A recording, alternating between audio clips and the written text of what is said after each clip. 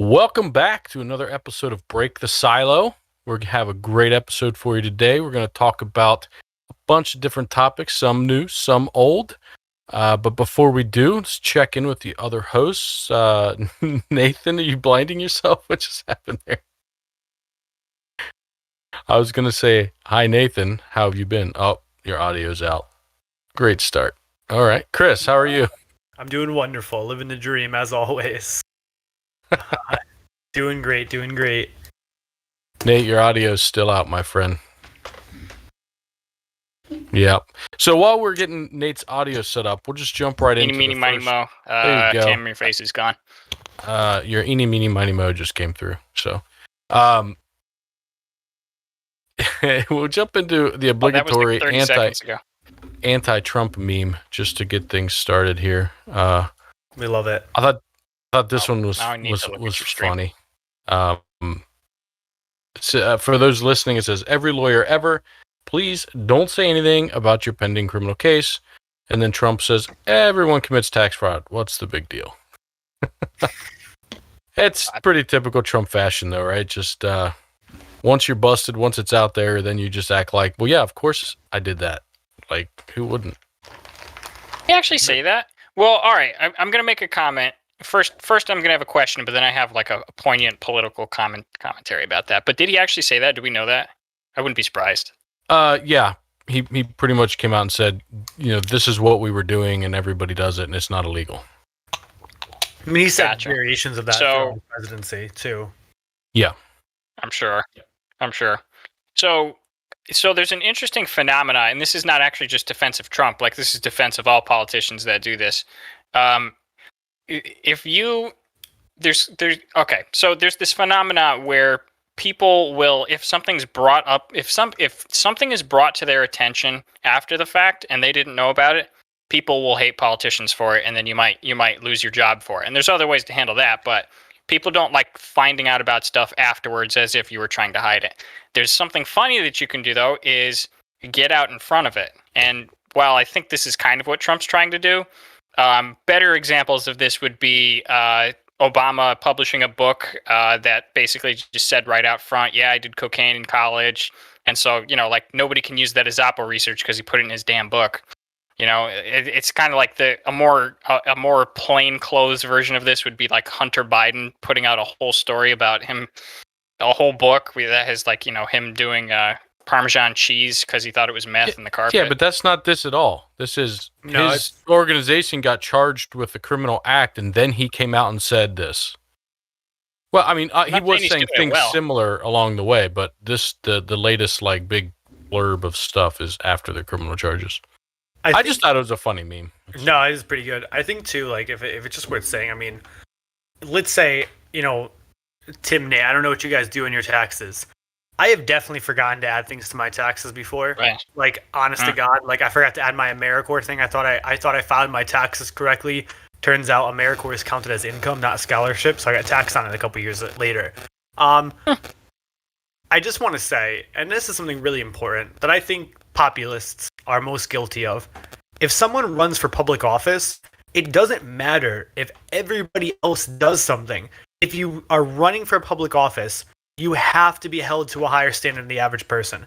If you're in any type of role that's public facing, I would even go beyond public office. My role, if I as a nonprofit leader, I have to be held. I have to hold myself to a higher standard. I can't be swearing all the time. I can't. I can't dress I can't dress and wear death metal t-shirts anymore out in public. I have to, because everywhere I go, I run into people. I run into foster parents. I run into social workers. It is what it is.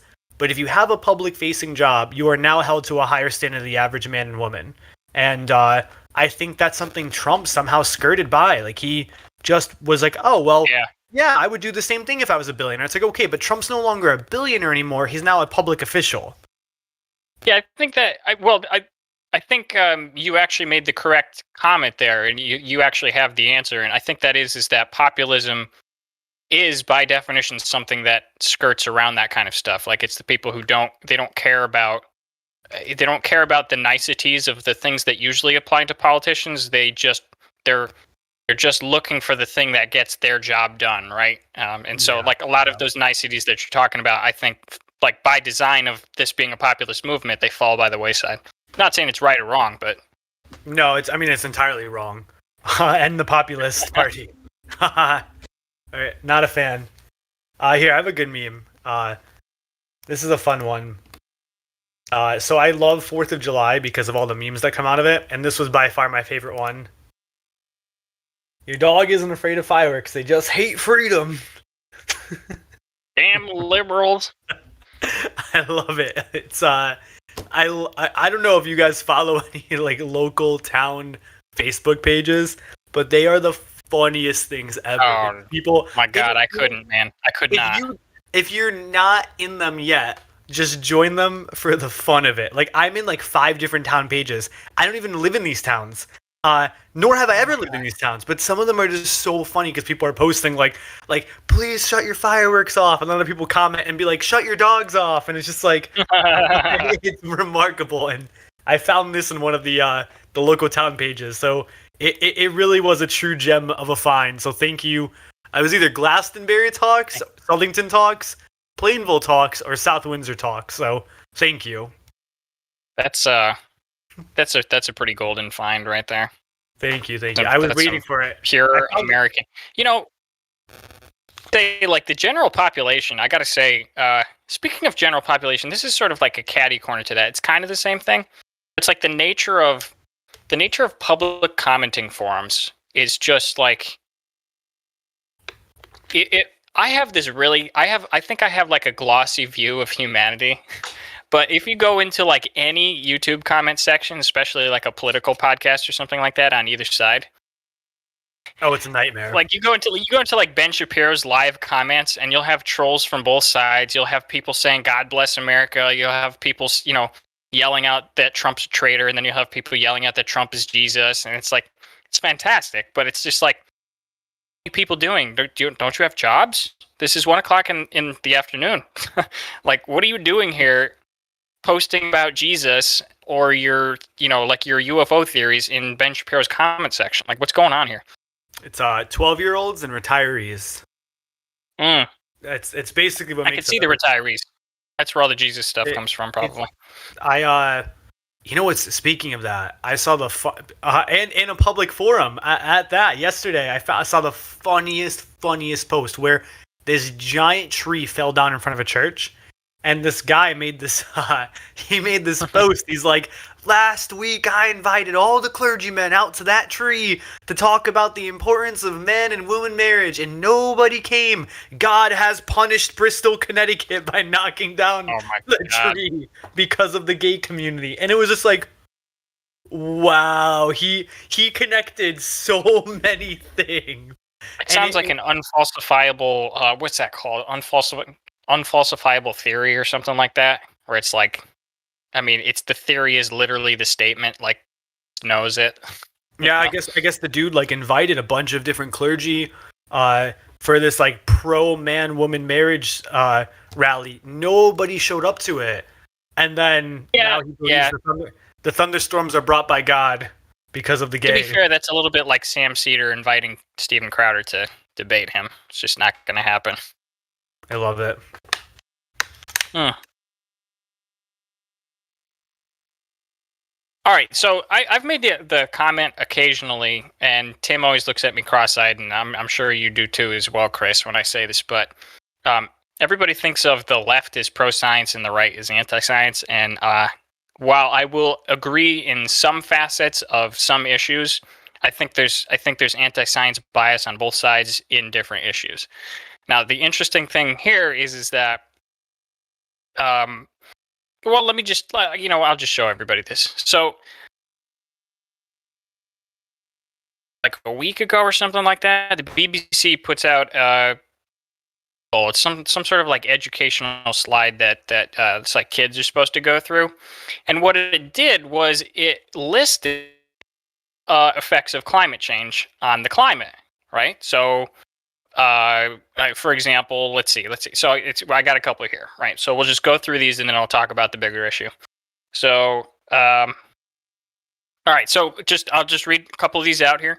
Warmer temperatures and increased CO2 levels leading to more vigorous plant growth. True. Okay. Some animals and plants could benefit and flourish with the changing climate. That's true. We know and these are just the positives, by the way. They had the negatives up there as well. But for positives, new shipping routes, the Northwest Passage could become available. More resources such as oil become available in Alaska, et cetera, et cetera. Energy consumption decreased due to warmer climate. Yep. Wait, can we just acknowledge the joy of that? It's like, yeah, we melted the Arctic because of drilling for oil, but now we can drill more oil. Like, it's just great. Yep. More oil is now available. It's like a self-eating cycle.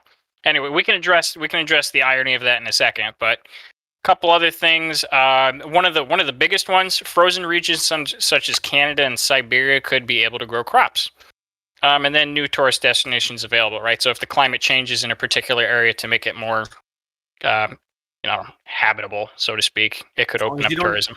As long as you haven't died yet, you get to enjoy beaches in Indiana. Yeah. But nobody's going to die from a slow sea rise. I mean, they're going to move for sure. Anyways, all right. So these being the positives, I suppose the meta story here is that BBC got absolutely lambasted, and they were told that it was disgusting, and then ended up taking it down because they're cowards. Okay. So here's my meta point, and this is kind of what I want to talk about. Those effects, while it certainly is laughable to people who hate oil. Those effects are very real. It cannot be understated how valuable it is to open up millions of acres of land in Siberia and Canada to farming. Right? That's a massive. That's only viewing half of the story. If you are heating up the world enough, to open up new farmland, you are also heating it up to remove existing farmland. Right? Okay. Like it's not. So how is it a positive? Now, if they said, now everybody has to calm down because if they said a science net increase, means taking into account everything, right? Exactly, and they're not doing that in that statement. Did I not tell you that they had the negatives listed there as well? Right, but if you want to come out and say this is a positive, you should say an estimated net increase in available farmland. That would be a positive. The fact that some new farmland becomes available. Kids how to think critically. No, that's not critical thinking. That's closing your eyes to the other side thinking. Tim, why do you keep saying that? Okay, so this is kind of what I'm talking about. Like everybody has already decided which way the climate change argument goes. So now it's disgusting or anti-scientific. I didn't just say that. The positives. I just said you have to look at the whole topic. If you're gonna, they put the whole topic up there. They didn't. If you're gonna say something is a positive or negative. How are you going to tell me what my article says? Because they separated it. By saying, if you say here is a positive of global warming, it allows farming in Alaska. Here's a negative of global warming. It removes existing farmland. How do you know what that means? They need to do a comparison that says this is the estimated amount of farmland that would be increased. Okay, so you have a problem with the format. This is not decreased. Yes, if it came out and said more farmland would be created than it would be destroyed, then it's a net positive. Then great, say that.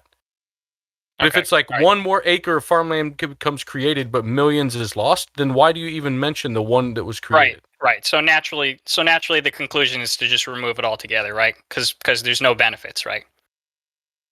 I didn't say to remove the article. I said it's a bullshit article. So that was the main thrust of the stories, is that BBC had to take that down because everybody thought it was disgusting to even acknowledge that there could be possible benefits. And they said, what was another one? It said decreased energy usage because of increased global warming. Yep.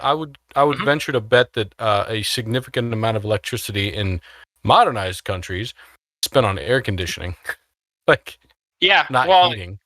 Again, so I don't know. This could be where they're doing strict separation, where it's that in the northern regions it's going to reduce energy for heating, and maybe in the negatives they had increased energy for air conditioning. But I think you tell me, Mr. Engineer, is it more efficient to? Is it going to cost more to heat than cool? Home or cool it? Easier to heat than cool. Much more easy to heat than cool. Not easier, more efficient. it's more efficient because it's easier for that conversion. Like we have much more efficient ways of releasing energy and creating heat than we do using energy to remove that's heat. True. Yeah, because heat's a byproduct. Right. Yes. All right. Well, so that's apparently I didn't get my point across very well, but that's kind of my point. Is that my only point is that you're not really allowed to acknowledge possible benefits of climate change, right? It's considered disgusting and passé. I think that article was disgusting because it wasn't done well. Had they come out and said, you didn't read the article. From what you read, I mean, I'll read it. I'll comment on it. I started out by saying they have the negatives here as well, and then I read the positives off, and then I said they had to remove the positives. Right, but the positives were all pretty much bullshit. Like, some plants and animals will benefit. Okay, 1% of plants and animals benefit and 99 don't? Or is it the other way around? Is it 99% benefit and 1% don't? The details matter. It's a great conversation to have after you read both of these lists.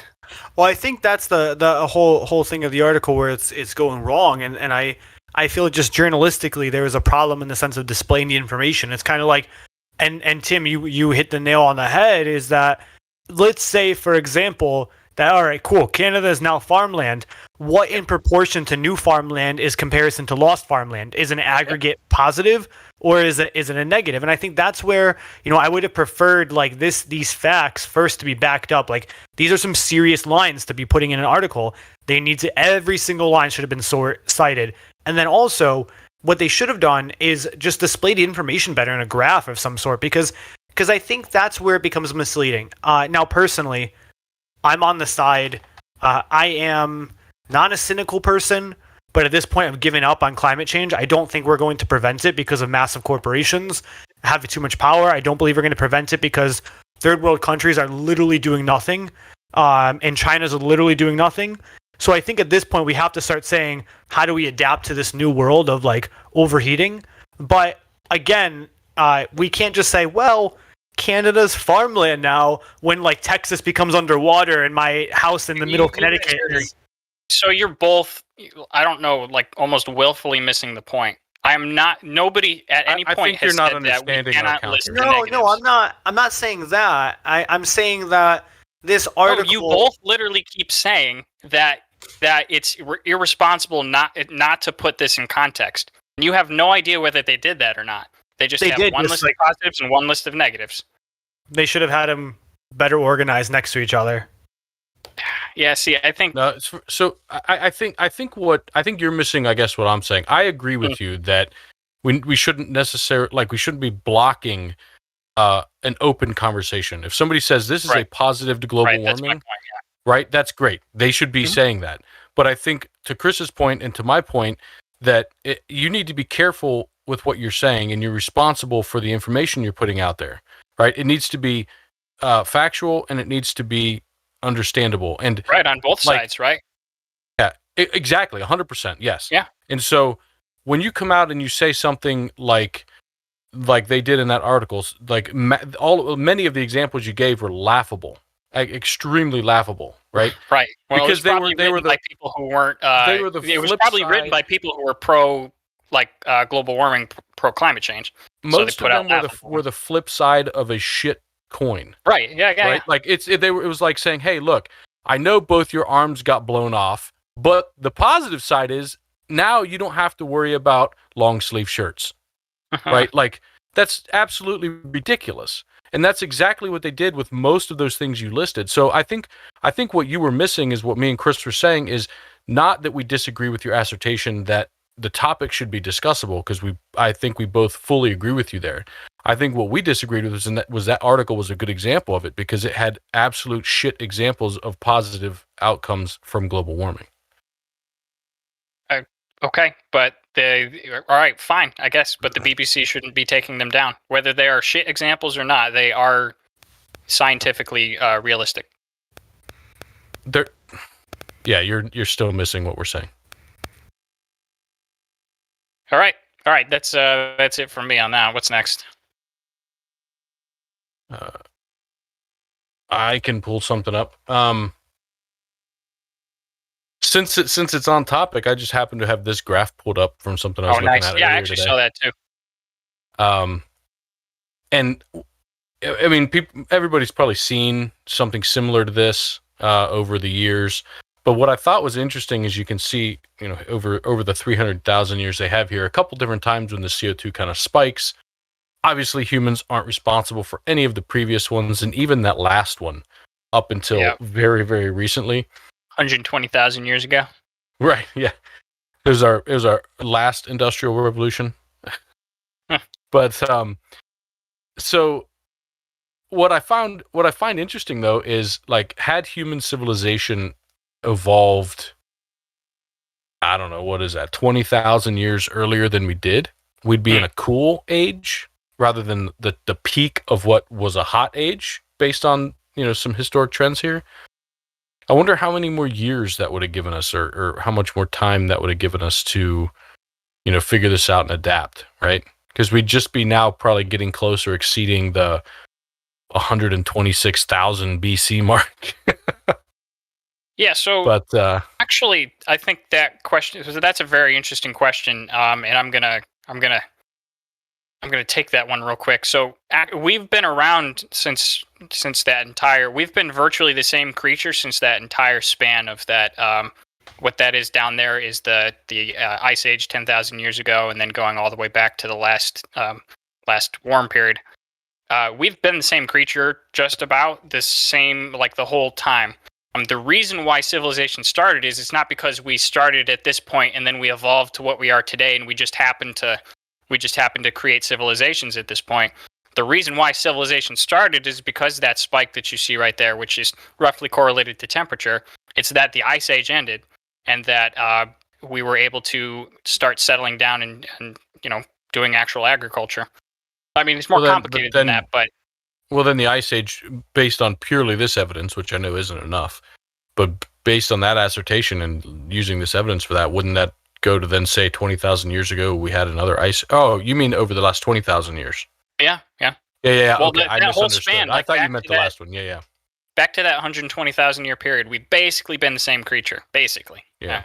I'm sure we changed a little bit in that time, but evolution takes a long time. So basically, my point is like, it's not like we started evolving 20,000 years earlier and then we would have come to our prime in the middle of the last Ice Age. It's not like the Ice Age actually receding is what caused us to become the civilization-faring people that we are. Yeah. It allowed us to build cities and towns. Let me answer chat here real quick for a second. So when we were talking about air conditioning and heating and which one's more efficient, chat asked and said, wouldn't it be possible that cooling with electricity would expel much less CO2? We don't have, and then I said, we don't really have an efficient process for cooling. It's not really related to the energy source. I said that in chat. And so what I was trying to say though is, Daniel said he's out, he's going to bed. What I was trying to say is, if you think of any energy source we use, whenever we use it, it expels heat. It creates heat.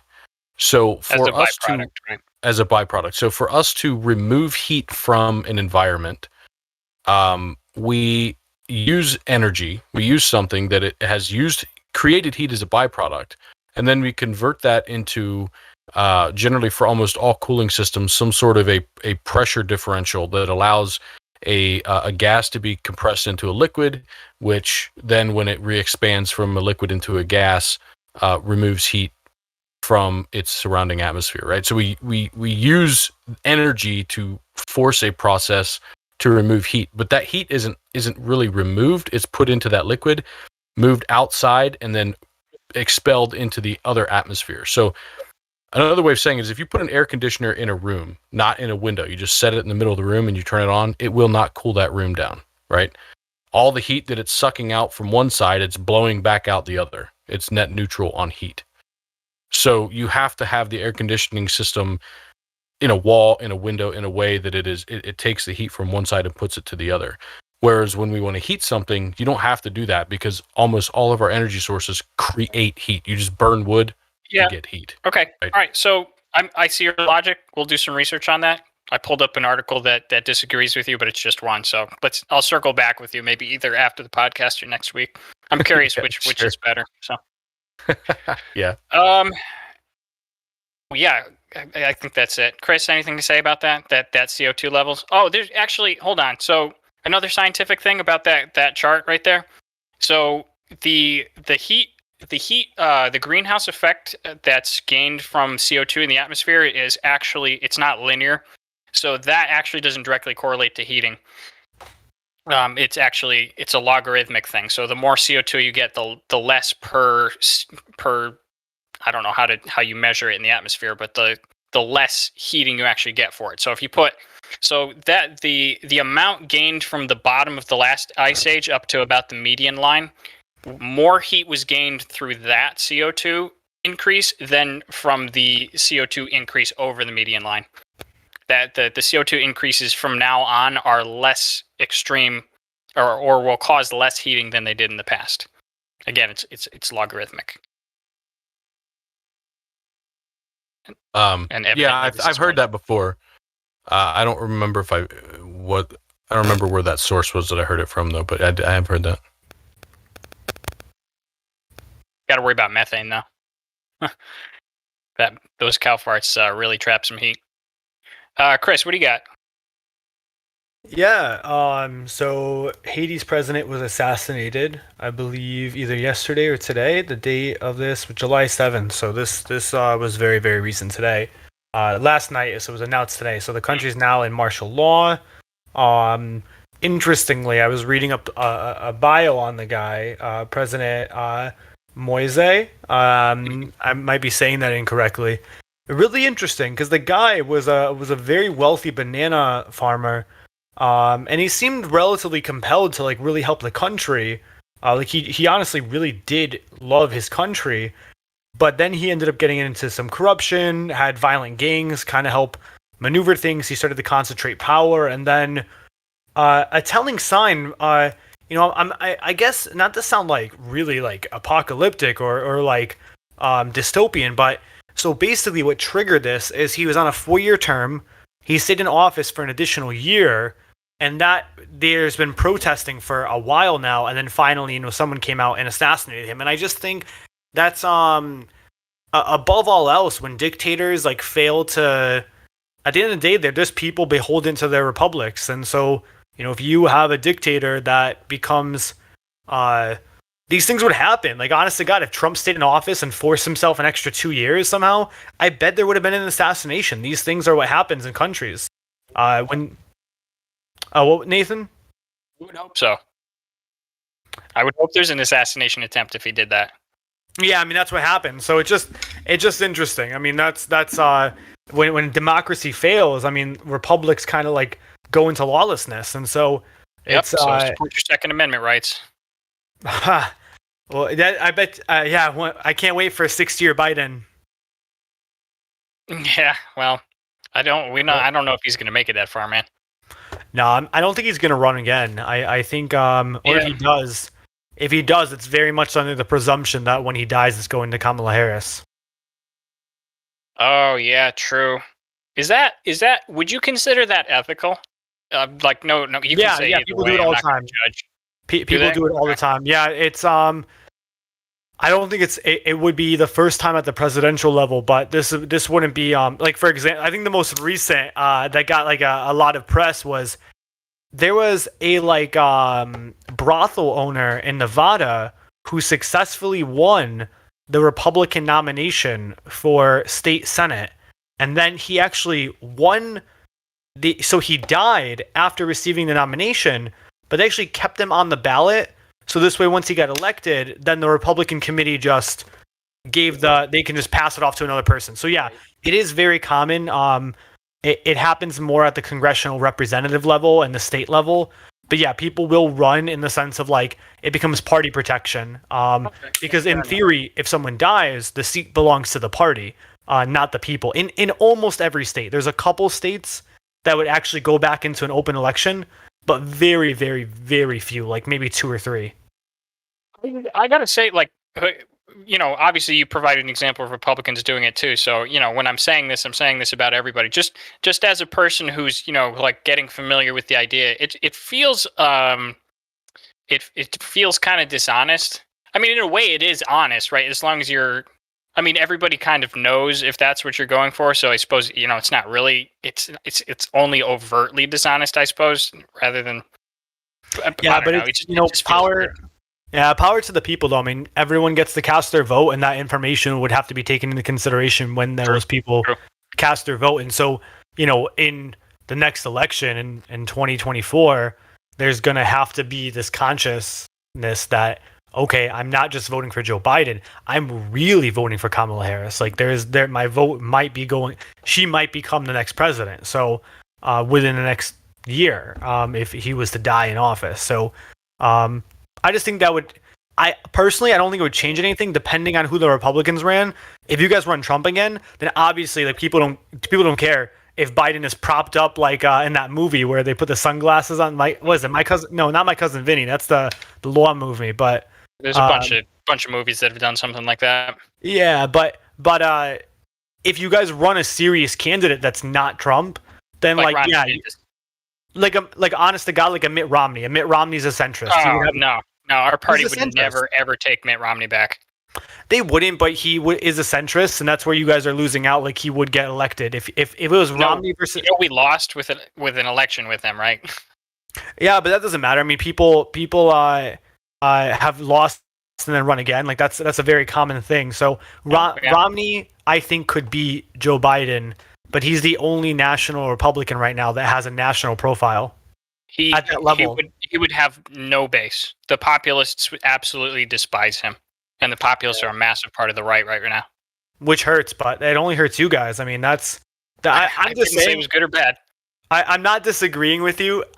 He wouldn't get the nomination, but if you guys actually wanted to win the presidency, you would run Romney. I think DeSantis is a solid pick. I think Republicans and populists would like him. I don't even know who DeSantis is, and if you don't have a national profile, you're not winning the presidency. You do. Is that Florida? He's the guy that arrested your girl in Florida for the CDC I was just going to say, is that Florida governor? Homeboy Florida? I'm being super hyperbolic. That's absolutely not what happened. We can talk about that sometime. We don't have to talk about it on the podcast. Tell you about that. He's the guy that doesn't want the cruise ships to allow people on without. He wants to ban vaccine cards on cruise ships. Yes. Yeah, he would never win the presidency. He has too much. He has a bad history in Florida. Clip it. Chris says never. DeSantis will never win. Just clip it. All right, we're taking bets now, everybody. If you guys ran homeboy Romney, you would have a chance, but DeSantis would never win. Yeah, I mean, snowball's chance because we would never run him. I don't like the guy. It's just like a grease ball. DeSantis? Well, yes, Romney. But in the best way. No, Mitt Romney. He just like he does like dumb things like capitulating. He vote for he did a positive vote on the counts for impeachment. He marched with Black Lives Matter, and regardless of what you think of it, I mean that's not a right-wing movement, and it was pretty annoying. Well, I think the point. I know it's not a bad thing to you, Chris. We are ideologically opposed to what the Black Lives Matter movement. But Biden is like the epitome. He epitomizes the idea of someone who's willing to work across the aisle, even though he holds most of his cards on the right. I don't think he does at all. Makes you say he's a person that reaches across the aisle. Aside from rhetoric. Rhetoric matters. I mean, that's. I believe he's one of the. Fair enough. Rhetoric matters. I mean, that's. The fact that he voted for impeachment, the fact like he goes, I think he makes decisions that go beyond party sometimes. Not as obviously he's not a Democrat. We don't love him, but we're happy with impeachment. Wait, what are we talking about? Romney. Oh, I thought we were talking about Biden. Oh, I'm not sure how. Well, infrastructure. I got confused. But no, for what it's worth, at least the infrastructure bill is hyper bipartisan right now, at least amongst the centrists, which is as much bipartisan as we're going to see in any political climate for the next decade. Yeah, probably. He has the Republican centrists on board. At least there's 20 bipartisan senators right now. That's pretty serious. Yeah. Yeah, I saw a little something about that. I'm not sure if that's going to go through.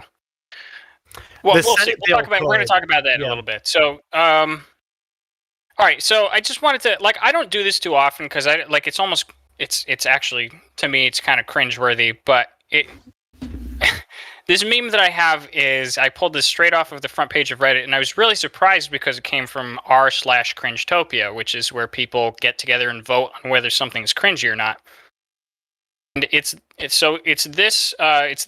screenshot of a tweet from National Geographic. It's a woman standing, and it's just her picture, and the caption is "I'm ashamed for my ancestors' race," and you can tell she's obviously a social justice warrior type. She kind of has the cut, bold red lipstick, the glasses, everything. So very clearly a social justice warrior. So I was like, okay, this has to be satire, right? I'm ashamed of my ancestors' race, wearing that outfit, looking like that, being the quintessential social justice warrior and saying that. And it turns out that it absolutely 100% is a serious article. It's a serious National Geographic tweet thread. So this is kind of a small aside, but I used to love going through National Geographic, and that was up until 3 or 4 years ago when they started 14?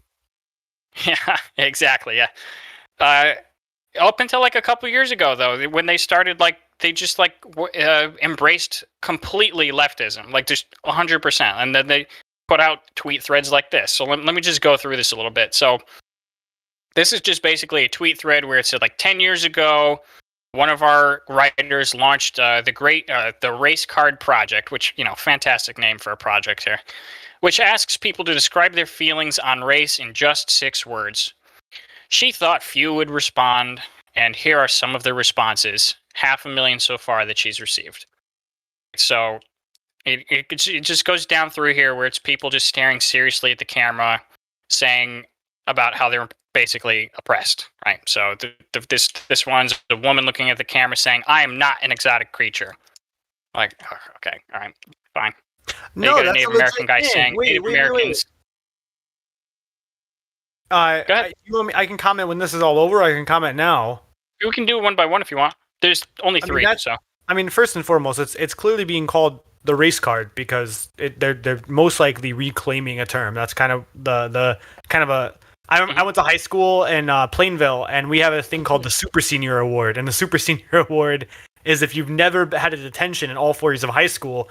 Obviously, super senior is normally you have a 5th year of high school, you're the super senior, right. And they reclaimed it. So that's what they're doing here. For what it's worth, if my ancestors were, say, slave owners, yeah, I'd be a little bit ashamed of that too. I don't think that's a wrong thing to state. In this particular situation, why would you be ashamed of your ancestors being slave owners? That sucks. Hold on.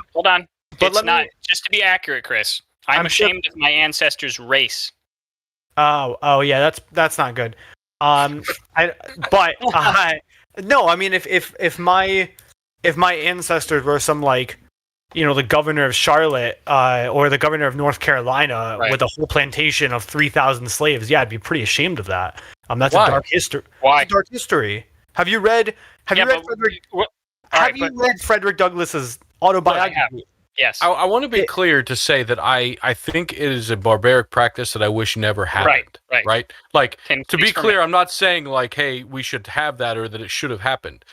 With that said, why should we be ashamed of what?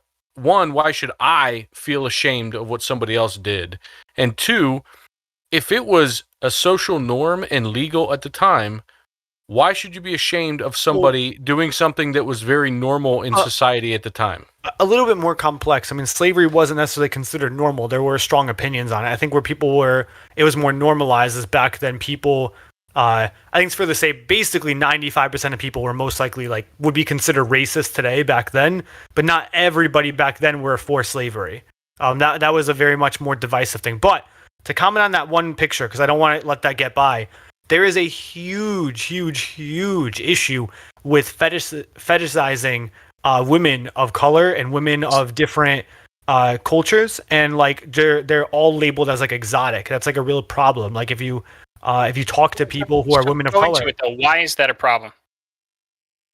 How is that? Like that's so it's basically you're elevating the status of this woman. You're saying that she's exotic, and that usually is that's seen as a good thing. Why? So why? No. That's not seen as a good thing. It's saying like you're exotic. You're a sexual object. You're an exotic sexual object. That's what it's saying. It's You don't think women want to be sexually desirable? I think we all want to look good, but we don't want to be considered as just this giant object used for pleasure. Okay, I do. you're the outlier. Tim, I will fetishize you. We'll get started after the podcast. No. I mean, I think that women can and men we can be overt in the sense we can be expressive of ourselves. If we look good, feel good, then yeah, we can dress in a sense that we feel whether it's provocative, whether it's sexualized, whether we want to look good. But there's something to be said that we are not, and women are not, these sexual objects that are navigating society for the sake of men. They're looking good because they want to look good for themselves. And if it happens to, maybe for their partners, maybe for like, I don't know, for Instagram likes or whatever, but they're not meant to be going around so they're catcalled and like all these things. That's not, women are not trying to look good for men. That is not sure. At least to be fetishized and like turned into be like, wow, that's an exotic lady. Like these are things that women do like explicitly. Like maybe some women, sure, but the majority don't. Like if you really sit down and like surround yourself with like women, this is not a normal thing. Like that is not something that women want to be seen as. Like women don't put on makeup for us. They put on makeup for themselves. They want to look good. They want to feel good. So you know what? It's actually kind of that's funny. a big pile of dog shit. If I can use my anecdotal evidence, my wife doesn't put on makeup at all unless people are coming over or she's going out. She ain't doing it for herself. She hates doing it. I think she's also not trying to make herself look good to herself. I mean, there's societal beauty standards as well. It's like there's a lot of things that are kind of packaged into one giant debate. Okay, so all right, so Jordan Peterson got lambasted for this at one point. I think it was either the GQ. I think it was a GQ interview that he was doing, and he was talking about women in the workplace. And one of the things he brought up was makeup, right? And he said that it was basically a courtship display, and everybody lambasted him for it, right? Everybody's like, "What? I don't put on makeup for men." Blah blah blah blah blah. Like they were saying like the exact same things that you're saying, but like every single one of them puts blush on, and that's not like makeup is not actually arbitrary. Like we don't do it for the reasons we think we do. Like you put blush on so that you look younger. You put eyeshadow on because it's an optical illusion that makes your eyes look bigger, which makes you look younger. Like makeup has a purpose, right? It actually does something, and it does something biological. It's literally part of our courtship rituals, and it's not for. So it's socially for other women, yes, because if you don't adhere to the social conventions, that's a hit against you with women. But as far as its like actual purpose, yes, it is for men. Whether you think it is or not, or like women, that's what makeup does. Or it's for women. Or women, yes, I suppose. But I'm just talking about biological drives here, like biological evolution. That's what it does. It has a function. Like blush is red for a reason. The reason why blue blush doesn't look good is because it doesn't make your cheeks look flushed red, right? The reason why when you put a lighter color as your eyeshadow, like you can do it and it's a fashion statement, but it doesn't look good in the classical sense that dark eyeshadow does. There's a reason for it.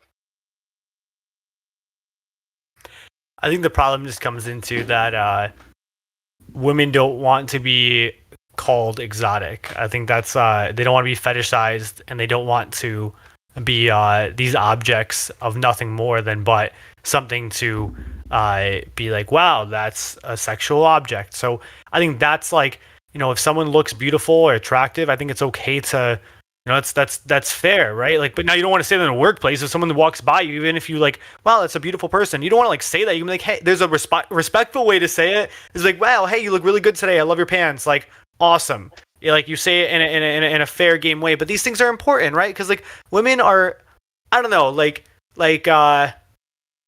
we don't experience these things, but it all kind of comes into rape culture. It's like we are in this world where like women are constantly harassed. We don't experience it. We don't see it because we're not women. Like But really, I mean, let me give you an example. Let me give you an example of this. I have all, with the exception of one person, all of my employees are women. And my fiance, since she works from home, sounds sexist. I have one other guy that I hired. But these are my former students. File equal opportunity lawsuit against you. Yeah, great. I mean, they are. Yeah, you're like, great, just do it, man, do it. Great. They were the most qualified people I could have hired through an application process. Meritocracy. Amazing. So, and my fiance also works in my office because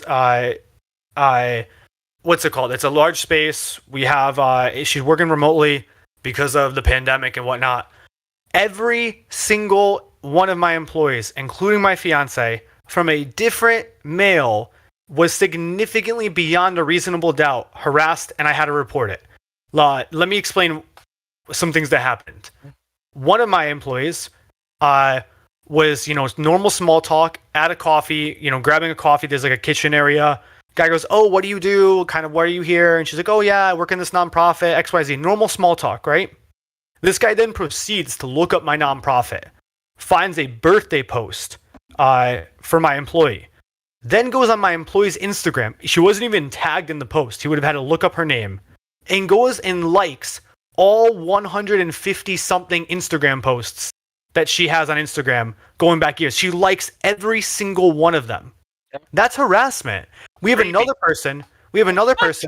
It's harassment. That's wrong. It's How is that harassment? I would not say it's harassment. Are you kidding me? It's not harassment at all. It's creepy. It's creepy. You should not go and like pictures dating back 5 years all at once. What's the statute of limitation of pictures that I'm allowed to go back and like? That's there's another instance where my fiance was talking to some random person.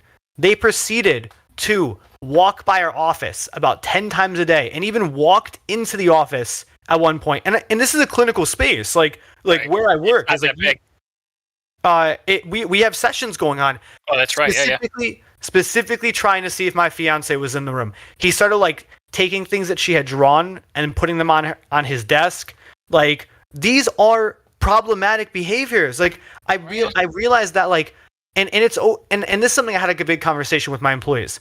They realize like with the Instagram thing, this guy probably didn't realize that was a problematic thing to do. He might have actually thought like, oh no, he's being sincere, or like it's complimentary, he's liking stuff. But there are social norms when it comes to like things such as social media that broke. Do you realize how asinine that is though? You're like, look, I'm posting these things on social media because I want likes, I want people to see my stuff, but not you, dude, because you creep me out. So there's norms to it, right? It's like if she had had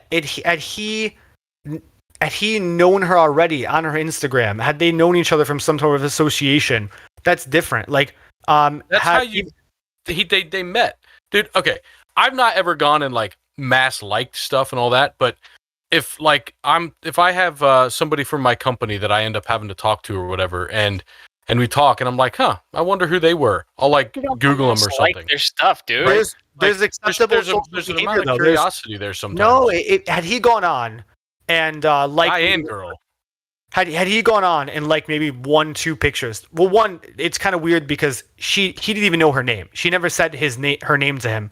He found her by going through another organization's website. Because we're public, that stuff was able to be found. That's a little weird. Would you have found this to be problematic if it was a guy or a girl doing it to someone of their own same sex? Yeah, of course I would. It's problematic. I'm not one of those hypocrites. If it's not sexual. I mean, if it's not sexual, right? Like they're straight and they're doing it to someone of their own sex. Divorcing it from the likely. There's a social norm though, but there's had he say she did share his name, and then he found her on Instagram and went and liked maybe 1 to 3 posts of the most recent. It's like, all right, that's okay. That's because Instagram is like the way it functions is like as a new post comes up, that's when it's like fair game to like it. You're not supposed to go back and like all these old pictures. Okay, look, this has got to be the most ridiculous conversation we've had. Nah. Look, I think you're just like you're a little bit older than us, and you don't actually understand the social norms that. No, I get the social norms. What I don't get if we're is telling that them it's to you and you're disagreeing with them, like it is. No. It is bona fide. It's not weird. I'm not but saying this is like, it's like, I guess the best way I can explain it is this is internet. This is internet body language, right? Like there is unspoken language.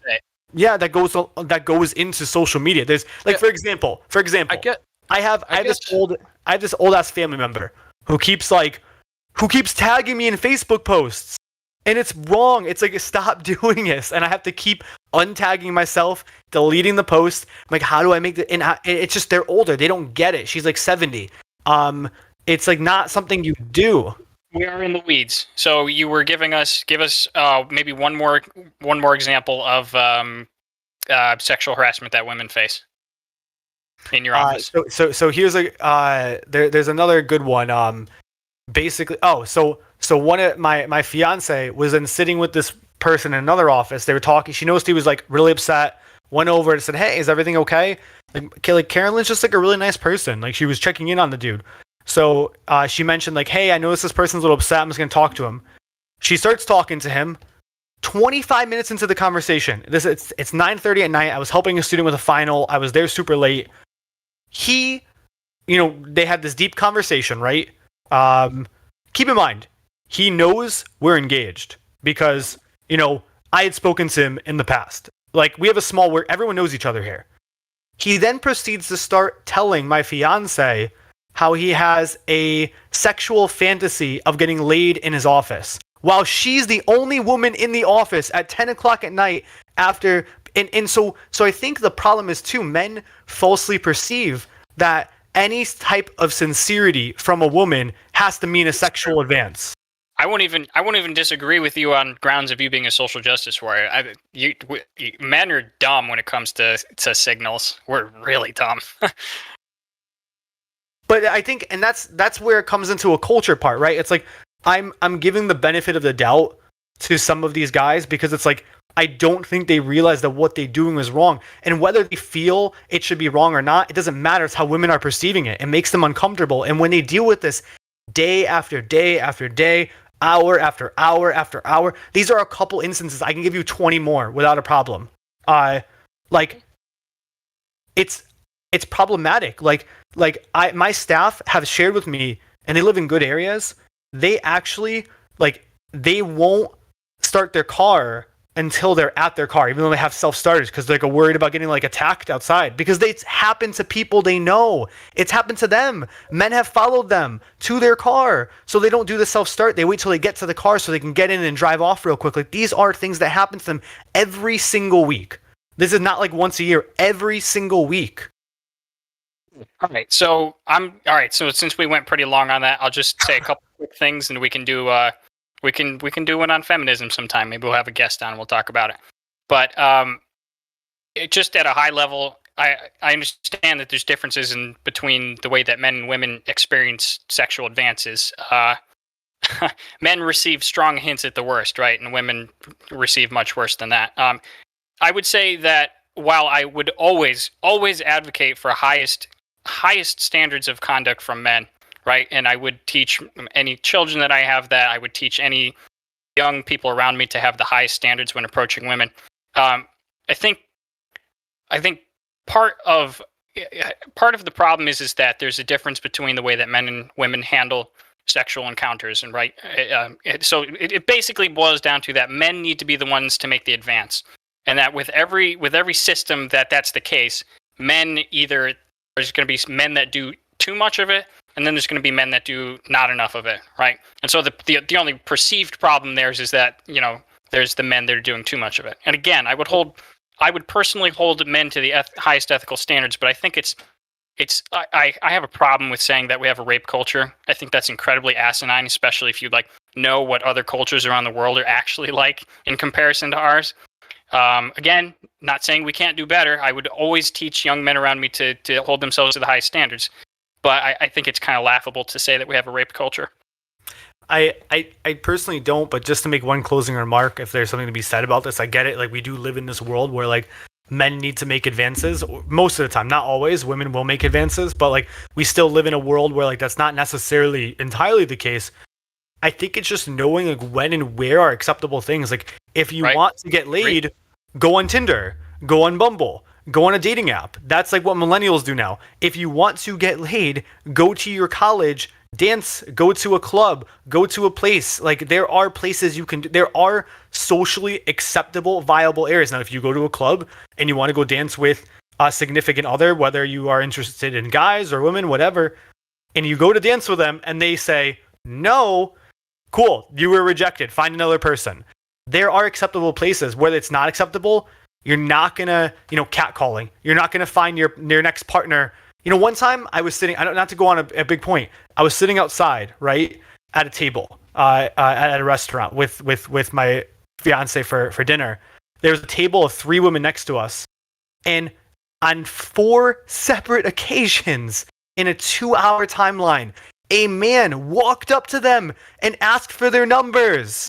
Like, these are 3 women out for dinner with their friends, and they're like, every single time, very loudly, like, we're married, we're teachers. No. 4 separate times in a 2-hour window. Like, you're not gonna get laid by talking to 3 women at a dinner party. Go to a club. Download Tinder. There's acceptable places. With that story you just told, I have almost no problem. I'd have to see the exact context, but people trying to connect with people in real life is... The thing that the biggest thing that I know I want to get off this topic because we're not really trying to. I know. I'm sorry. I'm just like I know. But in general, the biggest problem I have with almost all of the examples you gave is they're only a problem if the women didn't want it at the time. But if they did, then it's totally acceptable, and it's on the man to know what that person wanted at the time. I am 100% against, sexual abuse and all of that stuff, right? Like, don't take me the wrong way. But I do not think expressing your interest in somebody is a problem.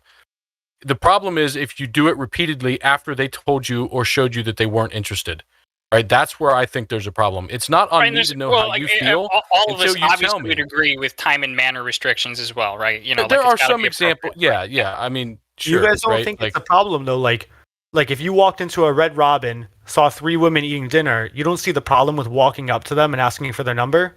No.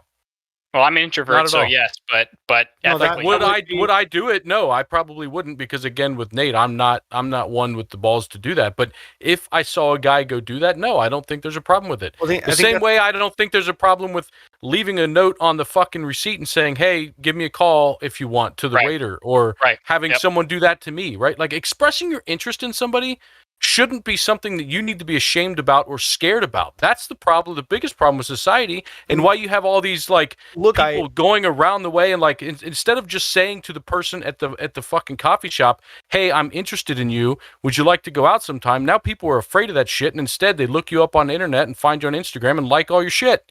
Yeah, that's true too. I think it just comes into, I realize that a lot of us as men don't see the problems with these things, but women predominantly do. And, there's something to be said. There's time and places, and, you can meet your partners online. You can meet them at clubs. You can meet them. But if it's the middle of the day at a lunch thing, and then 5 other people do it in the same window, and then that happens to you day after day after day, that is exhausting. That is debilitating. It makes you feel Stop being so attractive. I was. I get. Maybe men would fucking love that because then they'd be like, "Wow, I get to be a real bachelor every day." But that's not what women want. I was just being a dick. I know. But I think actually some guys really think that. I'm sorry. That's not something women want to experience every day, and they do. Okay, so to be fair, right? There are some women that would love to experience that every day. It's the minority. Right. It is also a minority of men doing those things. Don't experience it every day, right? That's the point I'm trying to make. Is everybody you're making these rules like it's a social norm that I can't ask somebody out at work, right? If you're at work, you can't express any interest in them. 30 years ago, that's the only place you met people. 40 years ago, whatever, right? Prior to that, it was only in your small communities. It was like you'd meet people at church and shit, right? To act like everybody needs to understand what you think is a social norm or what any individual thinks is a social norm is asinine. What needs to happen is society needs to become responsible for their actions and their own feelings and letting people know how they feel. If I ask somebody out and they say, "Hey, I'm not interested, leave me alone," and I don't walk away and I continue pressing it, right, that's it's a huge issue. Right, and everybody agrees with that, Chris, by the way. But if I ask somebody out and they're like, yeah, not right now, no thanks, not right, and it's not real clear that they're not interested at all, and I come back again and ask, right? That's not really stalking or an issue until it's like they're like, yeah, no, thank you, I'm not interested, right? If that never is given, how am I supposed to know that they're not interested at all, right? People need to become less afraid of what other people worry about and be more able to express their interest. And I'm not good at this. I can't go up. When I was out at the bars with my buddies, I was terrible at going up and asking a girl out, right? It wasn't me. Some of my friends were great at it, right? But there was nothing wrong with doing it. And there's nothing wrong with telling somebody no. At a bar, not a vegan restaurant at 4 o'clock in the afternoon. There's nothing wrong with that. You know what, Chris? That is an indication that you have a shared interest. Like not just the restaurant. You mentioned a vegan restaurant. That there is an indication that you have a shared interest with the woman. Amanda made a great point. She said this person wasn't at the men shouldn't be speaking on how women feel, and I actually agree with you, Amanda. I think I'm giving it more from my perspective on how I feel about things, which is all we can do.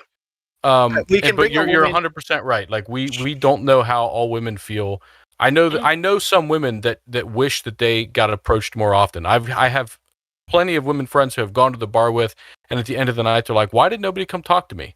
And it's probably because there was a 6'3", 280-pound dude sitting next to you the whole time, red beard, that looks scary as shit, But they were upset because no one came and talked to them. They felt like they weren't attractive. So I know some women feel that way, but not all, and maybe not the majority. And every situation is different. You're 100% right. Your women's opinion, we have no actual idea on. I can't speak on women's opinions, but I can speak on the conversations I've had where. That's look, all we can do. I'm snowballing myself now, right? But so now you can say, okay, but you live in a little bubble. But I've worked with most of my students are women. I've worked with hundreds of women clients, and I'm just saying, from my experiences of really trying to understand these things by going and talking to people, because I don't understand what it's like to be a woman. I'm a dude, but I've really tried to understand as much as I can and say, talk to me about so I can understand these things, because I don't want to be insincere. I don't want to be insensitive. I want to be a respectful person. I want to, and I also want to minimize these problems in society. And so, I guess maybe we need a woman. I don't think the answer is becoming more sensitive. I think the answer is becoming less sensitive. Right? The answer is becoming more responsible and less sensitive. You're responsible for how you feel, not what somebody else does to you, for the most part, to an extent, right? To a limit. I think it should be that it's not somebody else's responsibility to make sure my feelings aren't hurt immediately. It's my responsibility to let them know how I feel so they don't continue to do those actions. All right, guys. I don't know. I got to table this, I guess. I mean, let's get somebody else. If we need a woman. Honestly, we could go for hours, and the last 10 minutes, we've kind of been hamstringing ourselves because we've been trying to move on, so we haven't really dove back in. But look, we can do this at some point. We'll talk. I don't know, feminism. We'll talk rape culture. We can talk about all those kinds of things. It's great conversations to be had there.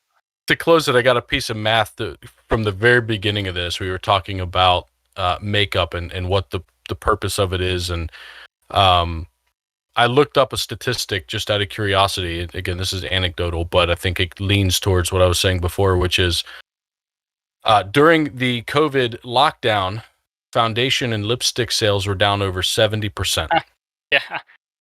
Yep. Right? So when people aren't going out and being social, they aren't putting makeup on, is generally what that shows.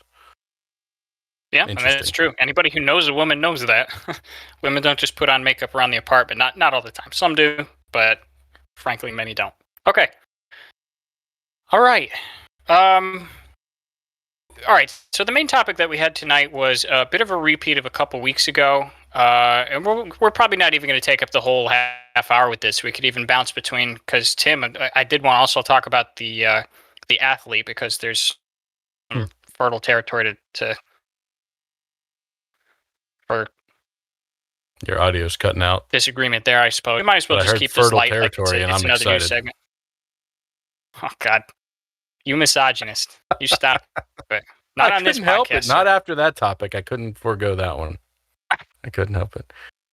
So, what's the topic you want to talk about now? Man, I only kind of want to talk about this. Let's talk about your athlete. Bring up that story. Let's talk about that. Gwen Berry? Yeah, let's talk about that. Chris, did you hear about Gwen Berry? I'm sure. What's she? She Olympic athlete? She just got into the Olympics. She sealed her placement on the Olympic team. Were those basically tryouts essentially? Yeah, I guess it was competition, like a tournament style thing to decide who goes. Yeah. Okay. So she's on the Olympic team now. But the long story short is, yeah. When she got third place in this particular trial or whatever, she had kind of like turned her head and stepped off the podium or whatever during the national anthem, and then put a towel over her head. I think I can play this. We might be able to see it. I don't know. You won't be able to hear it though, because it's we have to go through this ad. Sorry, I didn't get this prepped. I wasn't planning on playing the video. Probably would have played another one anyways. Yeah, probably. So, and so she was protesting against for Black Lives Matter generally, right? So for the all of the issues with that in the country. And I'll see if I can find where she's not looking, lowering her head during the national anthem. And at one point, she puts a towel over her head, right? And then she raises it and says activist athlete. And so she got a lot of flack for this. And she came out and blamed the stadium for setting her up, saying that they normally play the national anthem ahead of time, and they didn't, and they played it when they weren't supposed to, and she wasn't expecting it or something. But then she came out and said, I did it because of X, Y, and Z. So it's hard to say. I actually think that she did it on purpose. And well, she had the T-shirt. Yeah.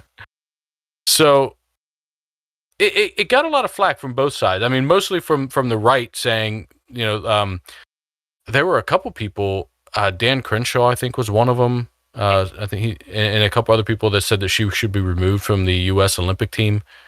For these type of actions and for doing these type of things. They're saying that only people that love this country should be on the team and things like that. Chris, did you see much of this story? Yeah, I've been following this and a bunch of other things with the Olympics. I don't know enough to have a full opinion. I don't think that she should be called to not represent their country. I do think the Olympics. Okay, so I'll say it two ways. I support her wholeheartily. I see no problem with what she did. I think that it's symbolism, and I think that the national anthem is symbolism at best. I think it comes down to for me, I love what our country can be. I don't always love what it is today. Disagree with me as you want. You can be like, we have poor people now. I get it. I agree. We have the best standards for poor people now. I'm not disagreeing with that. I'm just saying, I love the potential our country can be. I don't necessarily love what it is today. And so therefore, a lot of people under that sentiment, won't wear a flag pin or whatever. That was President Obama's the whole thing. It's I stopped wearing a flag pin for a little bit when he was a senator. He came out in his book, so that's not secret. He wrote about that multiple times. Yeah. It's cocaine. So do that before the Apple research gets a hold of it. Not to derail you at all, but isn't that sort of being progressive, right? Is looking and saying, "Hey, I love what we are, but I love what we can be more."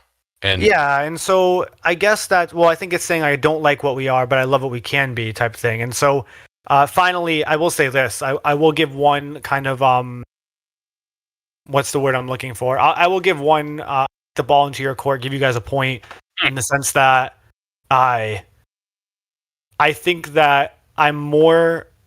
So again, I don't disagree with what she did. I'm supportive of it, but I do think that I can really understand the argument of it's one thing when protests are going on here in the United States at a basketball game, at a football game, when it's only our country, right? It's it might be the World Championships, but there's only baseball teams in the United States. Exactly. There only really are baseball teams in the United States. Ooh, and so, shots fired, Japan. And I guess South America. No, but you guys know what I mean, right? Don't try to devil's advocate that bullshit. You know what I mean. There's the Boston Red Sox, there's the New York Yankees, there's the goddamn Mets. That's where it's at. So it's the Olympics though. You're literally representing our country on the world stage. Your notion of like, Black Lives Matters and stuff may not be fully realized by the international community because they're not dealing with the same problems back home. And so I think those are things that we should be advocating for here at home. On the world stage, it kind of doesn't make as much sense, but that's where I give one kind of like, yeah, sure, I can understand where you guys are coming from, but nonetheless, I agree with what she did. I don't see the problem. I'm not going to lambaste her for it. I was kind of mulling this one, turning it over in my head and trying to figure out, what exactly was bothering me about it, right? Because I had actually found a bit of rectification with my issue with Colin Kaepernick, and my issue was, it's like, first of all, like number one, like the first issue on top that we can just we can dispense with because we already know is that I disagree with Black Lives Matter's underlying, assumptions, right? I don't think that the United States is racist in any way. I think it's probably the best country for the most equal-minded, equality before the law, all that stuff. Like, I think it's the best country in the world, especially in regards with race. So I disagree with their underlying assumptions. Fine, we know that. But as far as disrespecting the country, that aspect of it, which is the part that really gets conservatives riled up, let me pose it to you like this, Chris, because this is what finally, like, it clicked all the pieces into place, and now I have a fully articulated reason why I can't stand it when people do this. And it's because it, simply put, context matters and symbolism matters, right? So it's like her doing that. First of all, I would argue that it's not actually what she says she's doing. I don't think anything that any of us do is what we say we're doing. That's a whole nother point. I think the point was to get people riled up, and especially when you look at it, look at things in context, right? So, for example, of something in context, putting black paint on your face to look like a black guy can be absolutely benign, right? If you're a young kid who is a Michael Jackson pre-surgery thing, like putting black paint on your face is without context, it's not a problem. In context, blackface is a problem because of the cultural connotations, right? Just as her actions in context of the culture matters because she knows that half of the country is going to get really angry when she does it. So in context, she knows exactly what she's doing, and she should probably not do that, right? Because in context, it's taken as a slight against the flag, right? Regardless of what her mental dialogue is about why she's doing it, right? And however sincere she is on the inside of her head. We do live in a country where people demand respect of the country and want the country to be respected, and they will take it in that certain way if she does that. So I just think in context, you just have to take the whole context in, as with anything. Yeah, I think I've told you guys my blackface story where I almost did that for Halloween one year in complete. Yeah, you did, because you were innocent like a babe. Yeah, like I had no idea like it was a problem, and someone's like, "Bro, you can't do that." I don't actually really care if she does it or not. Like, I feel like okay, let's say she wasn't protesting for BLM. She was just like, you know what, fuck the national anthem, and just stood there with her head down, like didn't care and had no reason, right? Like, would that bother me? And I'd be like, yeah, I mean, whatever. Like, I don't really care.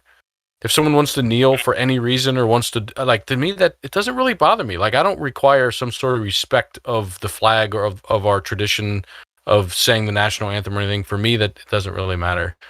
And I think if you're really adamant about trying to get this point across and something you believe in strongly and you think this is a good platform for you, it's fine for me to say, go ahead and use it. Like, you've worked your ass off to get to this point, and go ahead and try. The counter for me, or where I really started to kind of fall off the wagon, at least for Gwen Berry in general, is looking at some of the shit that she's done and said in the past. And I'm not really one to do the whole, like, hey, let's look back 10 or 20 years and see what you've said and hold you accountable now per people, right? Like, I don't think that makes sense, especially since society changes and culture changes. Yep. And we change.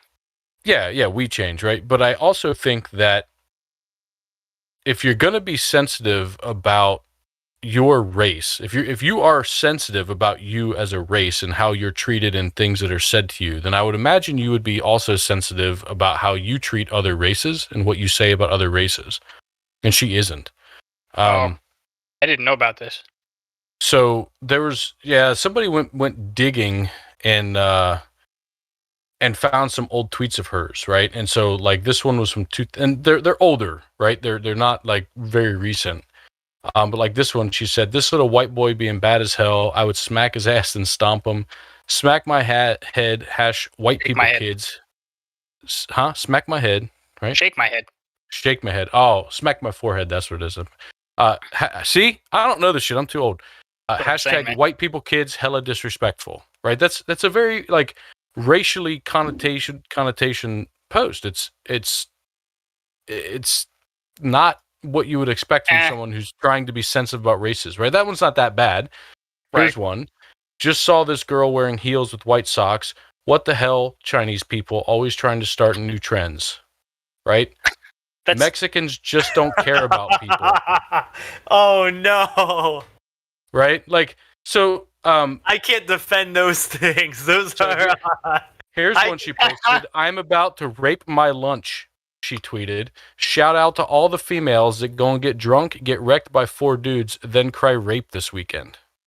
Right? Like she's not real sensitive about political topics as in the history of her being, right? So it's hard for me to believe that she's now the right person to be coming out and being the spokesperson for these types of things, you know? Look, you guys know I will defend things to the ends of the earth when I have a strong conviction in my belief, and me too. I feel like I've done some serious research as I've just displayed in my arguments in regards to my strong beliefs in the sense of like feminism and rape culture and all the above. I can't defend that. That's rough. That's really rough. Like I'll do you a favor and defend it. Okay. All right. So I stand on principle. Those are old tweets. She was probably in high school. It looks like. I'll defend. I don't know exactly how old she is, but those tweets are from 2012. Now, I'll give a benefit there. She's 32. She's 32. So they were 22. That's hard. She was in her 20s. So her prefrontal cortex wasn't formed.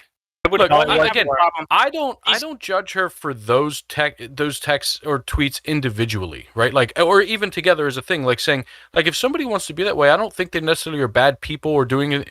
But I also don't think that you have the mindset that it would take to be truly pure that activist? Sensitive about racial injustices as many people are, right? Like, does that make sense? Like, I feel like she can't be that sensitive if she isn't that sensitive as a whole against total racism and stereotyping, right?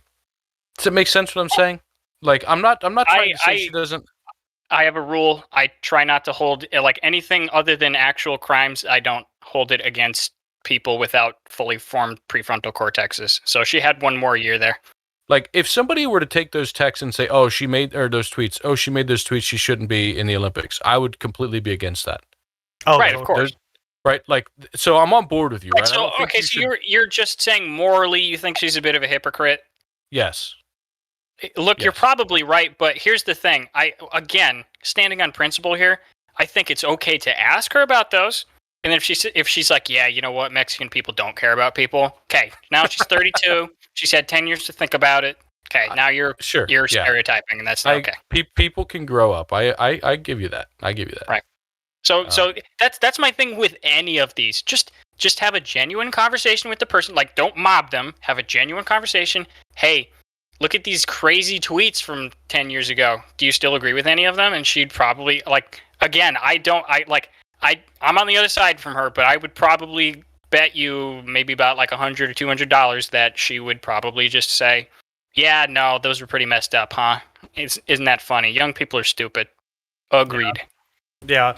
There's a slight if you follow her at all, I don't think she would. She doesn't see. She's pretty strong personality. I bet you she doesn't apologize. But yeah, I agree with you. I don't think that it's something that should limit what she can do now. I just also think I take her protest with less validity. Let me say it that way. Yeah, I agree.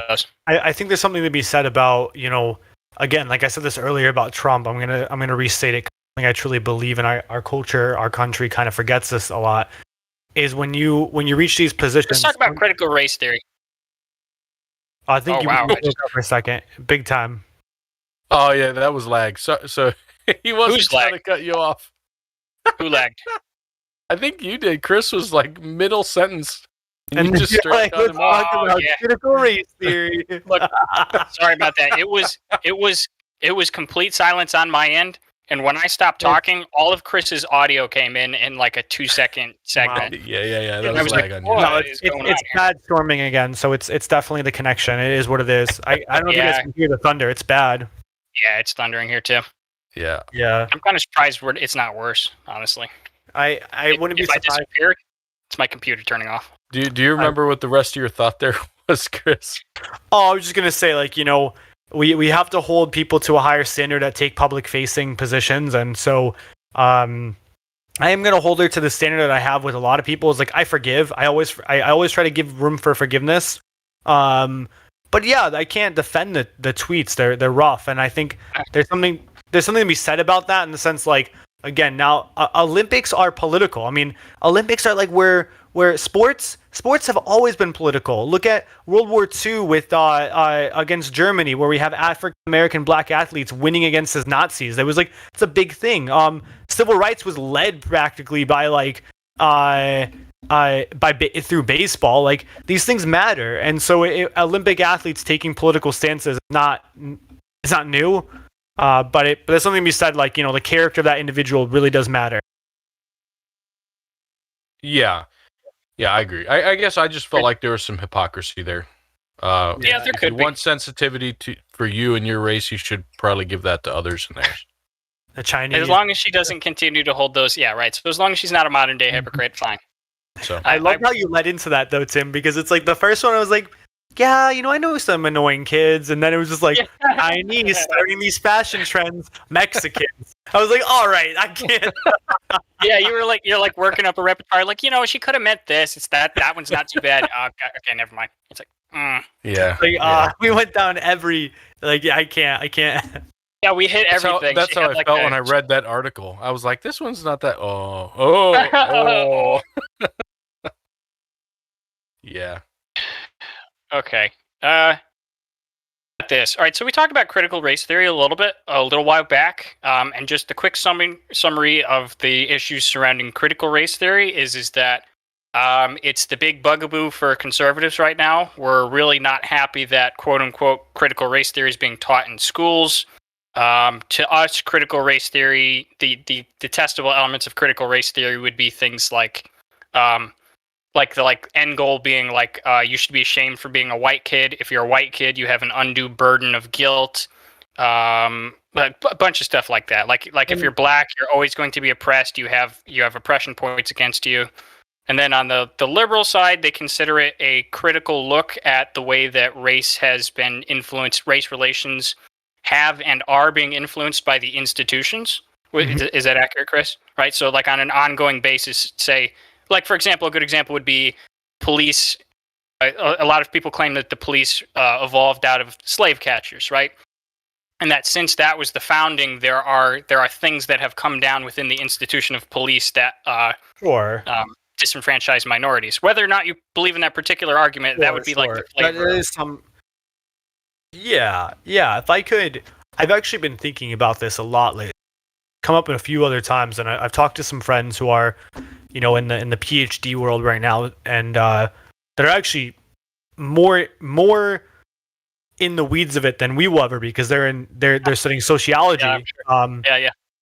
For their doctoral degrees, and they're actually relatively these are not social justice warrior people that I speak to, and I actually have been able to kind of put together a stronger way that I think I can articulate my thoughts on this to a way that you guys will probably be able to see okay, that's where Chris is coming from, and that's maybe where we see it on the left. So first, I'm going to take 2 seconds. I would go as far as to say, actually, I'll circle this around. I think when we look at things like critical race theory, the problem with it in today and the why it's being perceived the way it is by like making white guilt be this factor, or all right, cool, let's call something like an oppression point. These are not things that you would talk about theoretically about critical race theory. This is how it's been unfortunately applied by people who have taken massive social justice platforms. But keep in mind, critical race theory has been around for 30, 40 years. This is not a new topic. Came around in the 70s, right? I'll be right back. Sure. Definitely not a new topic. I'll wait for Nate to get back, but in the interim, check this article out. I think just real quick, Tim, I think you'll appreciate it. I'm sort of nervous about what happened. This is the first time in 43 episodes he's ever gotten up. American troops are leaving Pokemon behind. This is not a spoof article. This is real. So it turns out the Afghanistan, the bases they had, they actually had in Bagram or Bagram, they actually have Pokestops and Pokemon gyms from the hit game Pokemon Go, and they're now all vacant. So people have left their Pokemon in the gyms in Afghanistan, never to come back. So there are some gyms waiting to be claimed by the Taliban. That's awesome.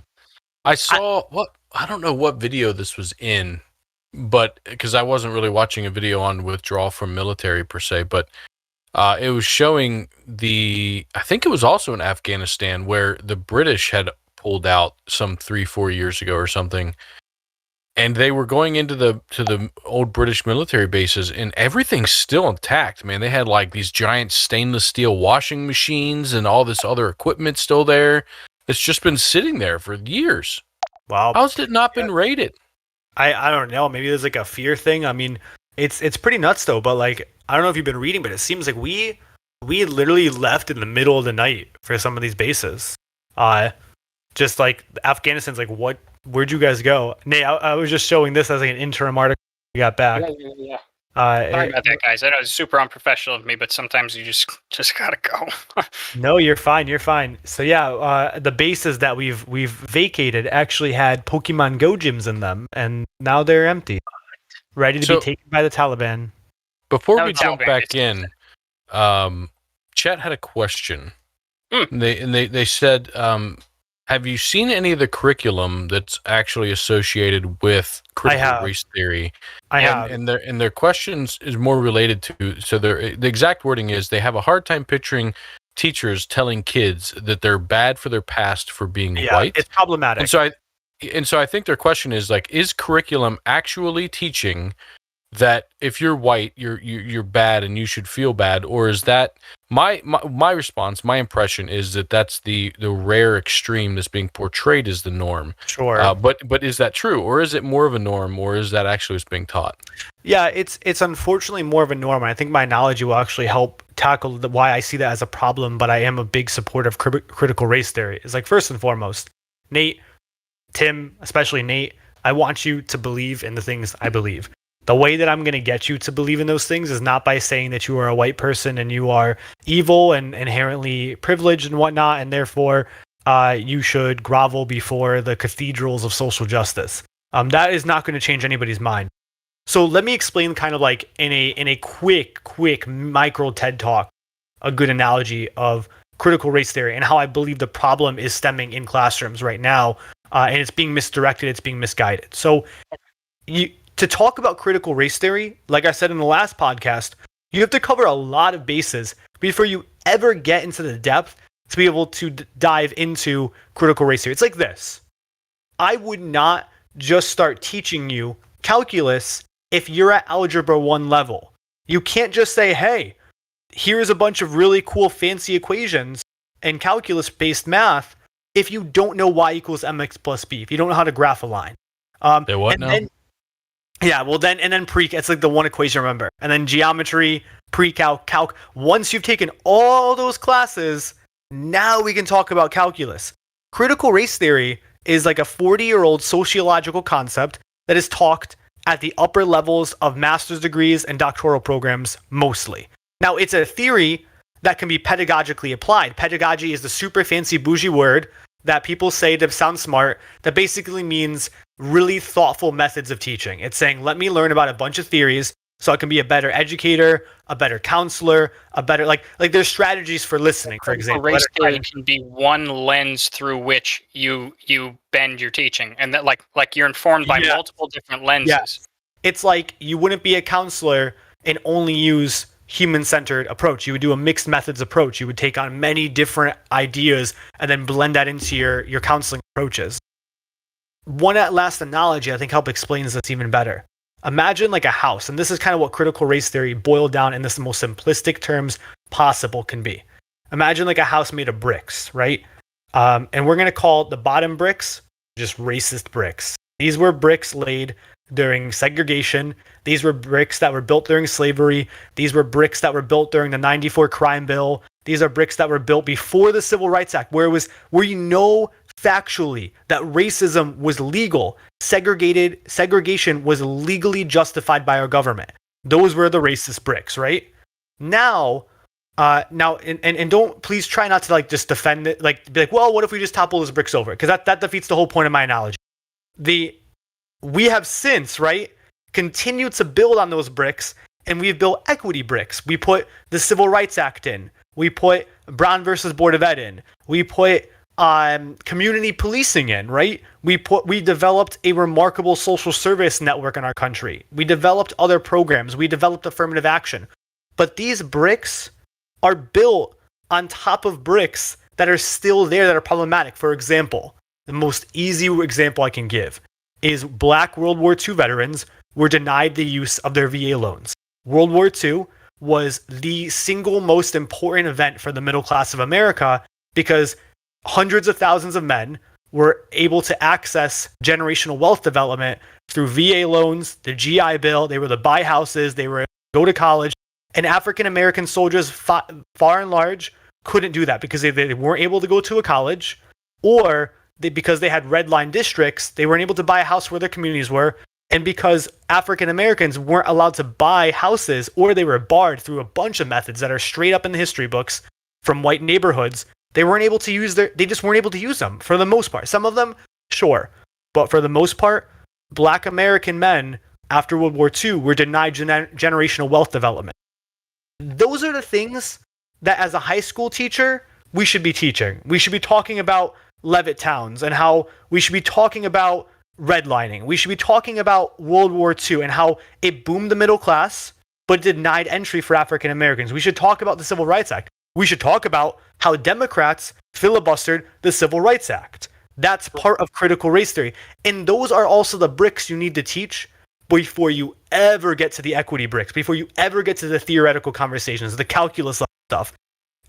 That's how it should be run inside the classroom from a civics-minded standpoint, not, hey, you're the white guilt people, you're the Black oppressing people. There's something that happens a lot, the affinity groups, where you separate the classroom based on race and then talk about, like, then you just talk about amongst another, what's it like to be white in this country? Well, then one kid says, I don't know, I'm privileged because and then another kid goes, what? And like all these things happen, and it's just too much to comprehend. Like, privilege does not mean economic privilege. It means a social navigation privilege, which you got to be at like the graduate level to really dive into understand where I'm even going with these conversations. These are theories that could be pedagogically learning style applied to teaching, but it's not really like, it's like bringing calculus to 7th graders. They're going to go home and be like, hey, I mean, look at this fucking line. Right, it just doesn't. And then like, look, what about like on top of that?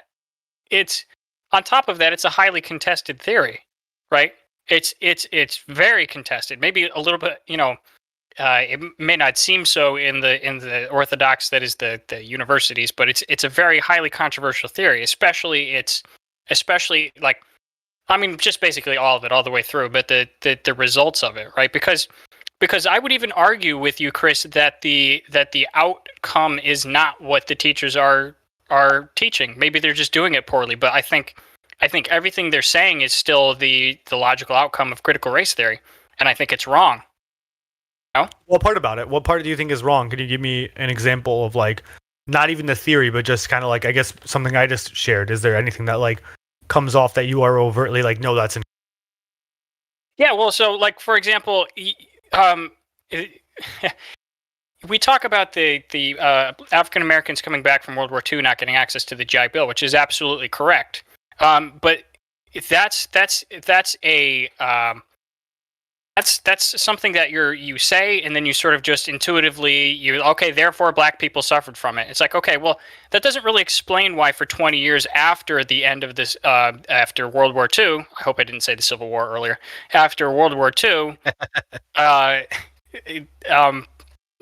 median income household between whites and blacks actually shrank, right? So blacks actually closed the gap for 20 years after World War II, right? And you wouldn't think that with all of the redlining and all of the not being able to use their GI Bill.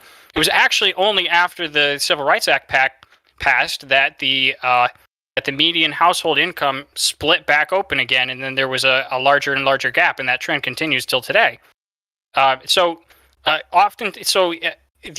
critical race theory people, I would say one of the biggest problems I have with them is doing things like the 1619 projects and finding trying to fit square pegs into round holes, right? Saying, well, this happened, so therefore I think this happened, right? So one of the classic things is that when you read articles by people who subscribe to critical race theory, and maybe they're not the best critical theorists, but they'll say something like, back in the 1800s this happened, therefore racism today.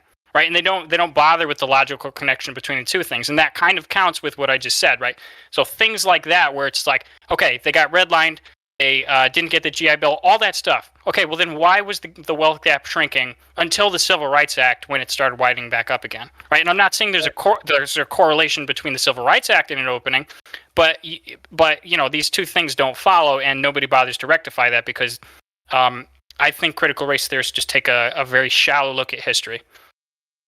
Before you answer that, Chris, chat had a question, which was, since all of that is in our history, it's the history of this country, the things that happen, why isn't it just that we are, I'm going to paraphrase and add my own little thing on this, like updating our history books and teaching an increased detail, or maybe good and bad version rather than just the good version of American history, rather than trying to create this whole new race-related topic that needs to be taught?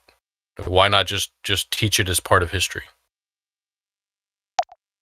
in general? I guess I can speak real quick to that, and then Chris can. So the conservatives have absolutely no problem with teaching the shady parts of our history, actually, right? So that's actually been one of the most frustrating things about this is that every time students, so like there's like a Mott and Bailey argument where conservatives will attack critical race theory and then we'll be told that we're being racist, like we don't want to teach about racism because we're racist now. And then when we say, no, we know what critical race theory is, and then they'll start arguing on critical race terms. But like, we have absolutely no problem with teaching about things like the Tulsa the Tulsa riots, right, where Black Wall Street was destroyed. We have no problem teaching about slavery, right? That's already taught. Everybody knows about slavery and knows how horrible it was. I think almost every student in the United States has probably read Frederick Douglass. Like, we teach that stuff, and we teach with all the warts, and it should be taught. It's kind of the conclusions that is the issue, right? So that, again, like, why should I feel guilty for something that, first of all, like it's just crazy. Like, I'm white, like, but all of my ancestors weren't even here during that time. They're, like, it's Sicilian and Polish, and it's like the Polish were some of the most enslaved, oppressed people in the eastern side of Europe. It's like, it's just like, all of it just becomes so arbitrary. Anyways, I mean, I'm going off on a tangent there, but basically, we have no problem teaching that color of race. I think one aspect of it where I might push back is I think young children need to be taught simple things. Like just starting out with that this country is a good thing. Here's what the ideals of the country are. We had this, we had this, we had this. Then you can start, as they get older into high school, you can start shading it with nuance, and then especially in college and university. Chris, what's your thought on rather than it being its own curriculum, it just kind of adjusting how history is taught and making it a more negative view of the racial history of this country. Yeah, I am relatively for that. I think that's kind of where I actually do stand. Is like, again, we should dive deeper into civics lessons and kind of help people correlate how past events impacted present events. I think that's like significantly the piece that's missing in the way that we teach civics right now. That's not meant to be this one-sided social justice approach. It's just like across the board, we should understand, but especially how race relations. Nate, I'll be honest, I am Googling around pretty seriously. I found some articles, but they're heavy against statistics that I would have to like really take some time to interpret. I'm not finding a lot of anything that's correlating what you said about the white and black wealth gaps in the 1940s. Just take his word for it. And if there is, I am right now, but if there is, but I can also imagine like other factors, like potentially think about 20 years after World War II, 20, 30 years is when like vested amounts of money are also going to materialize for, like property transitions when people die, inheritances that have been developed. Like there's just, I'm free throwing right now, but I'm just saying like there's a lot of other. That's fine. Well, Chris, what you're doing is fine. That's absolutely fine. I'm okay with this level of analysis. I'm saying that very oftentimes the level of analysis is the country was actually founded in 1619 and its race is still today, right? Yes, so like it's like childish stuff that doesn't bother following through on like the actual connecting the dots. So what you're doing right there is fine with me. Yeah, that's great. Sure. So I think awesome. There might be a bit more depth to understanding. To me, especially, like I guess maybe differ from people and my friends in the world of academia who would also agree, like to the question's point of like, yeah, we should diversify and kind of like make our civics diversify the knowledge in our civics lessons for K to 12 is kind of where I stand. But also, I tend to look at not this 1619 stuff, because it just takes us too far back, to be quite honest. And also, yeah, our country was founded when the Constitution was. I mean, there's a couple points you can argue, but that's a little silly to say 1619. I mean, just like it's like it's a shock factor, but it's like maybe not. Where I tend to focus in, where I see the most importance, and I think the most productive discourse and conversation is reflecting in the last 120 years. Like because that's one generation, two generations most difference. Like we should absolutely be looking in how did policies pre-1960 but post-1900s impact 1990s babies through to early 2000s and whatnot. Like those are the things I'm most interested in, because that's what most directly impacts people, and there's serious conversations to be had about the structures that existed in 1961, 2, and 3 versus 1964 and after. There are serious analyses that can take place. That's where, to me, like that's why redlining is such a compelling argument, because I'm like, I can make sense of it. I can't make sense, and my brain can't comprehend. I mean, I can, but like conceptually, it's like looking at the number billion. What is a billion, right? Yeah, what does it actually mean? Yeah, I can't conceptualize entirely linking the origins of slavery to modern day like problems. I can, but it's like looking at $1 billion. But what I can grab my mind around is the inequalities and the inequities and the structural racism that's undeniable that existed in the 1900s. And how did that correlate into post-1963, post-Civil Rights Act? And how does that come into play? And to me, those are the most saleable arguments that can exist today, and the most compelling that can get people such as those on the right and the left to agree and say, okay, yes, let's establish opportunity zones, which was under Booker and Trump. Let's establish more progressive welfare programs in the world of social services and child welfare. It comes down to also we definitely differ on solutions too, right? So you could say, and I don't think anybody disagrees that black people in the United States are disadvantaged, and it comes from slavery, right? It's obviously a legacy of slavery and Jim Crow and all that kind of stuff. Everybody agrees with that. That the question then becomes is what do you do about it? And then now you just have the conservative liberal difference. The liberals are like, well, let's give them free shit, and then the conservatives are like, well, let's teach them how to fish, right? And we have the same, age old, how do we solve this problem? Sure. But I think, I guess that's like all I wanted. I think that concession is something that it's not even a concession, but I think a lot of conversations I've had with people on the right would actually never even say what you just said, is that we can correlate slavery, Jim Crow, racism policies such as redlining and the highway projects of the 1900s to disadvantaged economic growth for Black and African Americans. I think some people might even go as far as say, well, no, that's not true.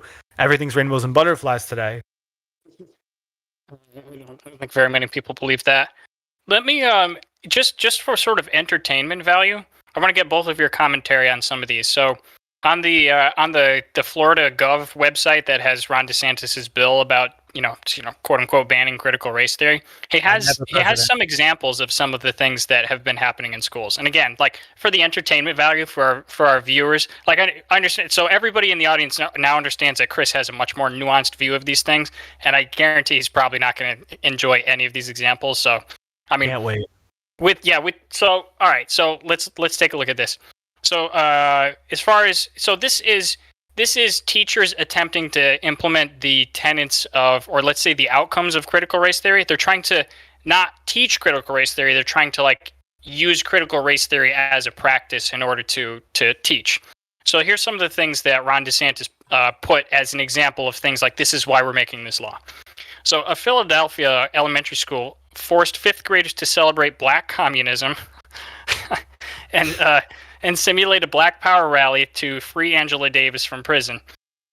At the school, 80% of the students will fail to achieve basic literacy by graduation. A Seattle public school told teachers that the education system is, quote, guilty of spirit murder against Black children, and white teachers must, quote, bankrupt their privilege in acknowledgement of their thieved inheritance. The list is basically all like this. This. So, for what it's worth, those are pretty extreme. I think maybe Florida should have better teachers. You can blame your homeboy. Examples from all around the country. I just want to say Florida's median teacher salary is like $35,000. Ooh, wow. If it's not 35, the most is 45 as the median. Median. Yes. Well, those examples, like that first one, that was Philadelphia. The second one was Seattle. There's a San Diego, blah, blah, blah. It's look, Chris, to be honest, it's those San Diego, it's like all of those California public schools. Yeah. I hear about it every week.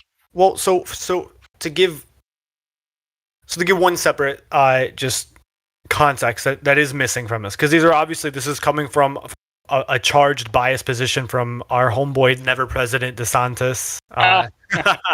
Having taught in a school, I only had one white student in my school, so I was in a minority-majority school when I was in Teach for America.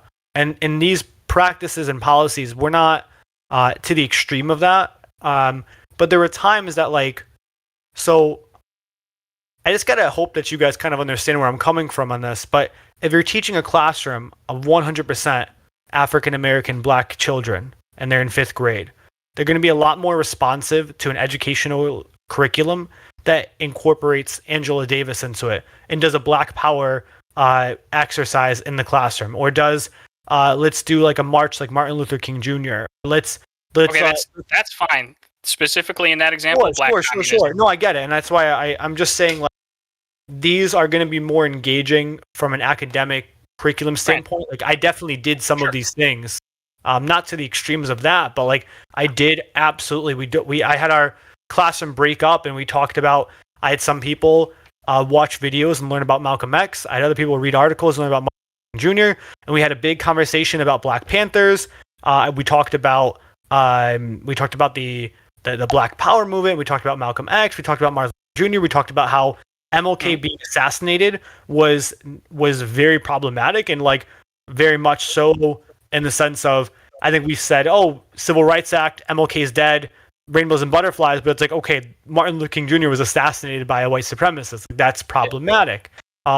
This does not mean the end of racism. Those types of conversations are things I had with my students. Like MOK was not the end of racism. He literally was killed by a racist. Like we need to talk about those things honestly.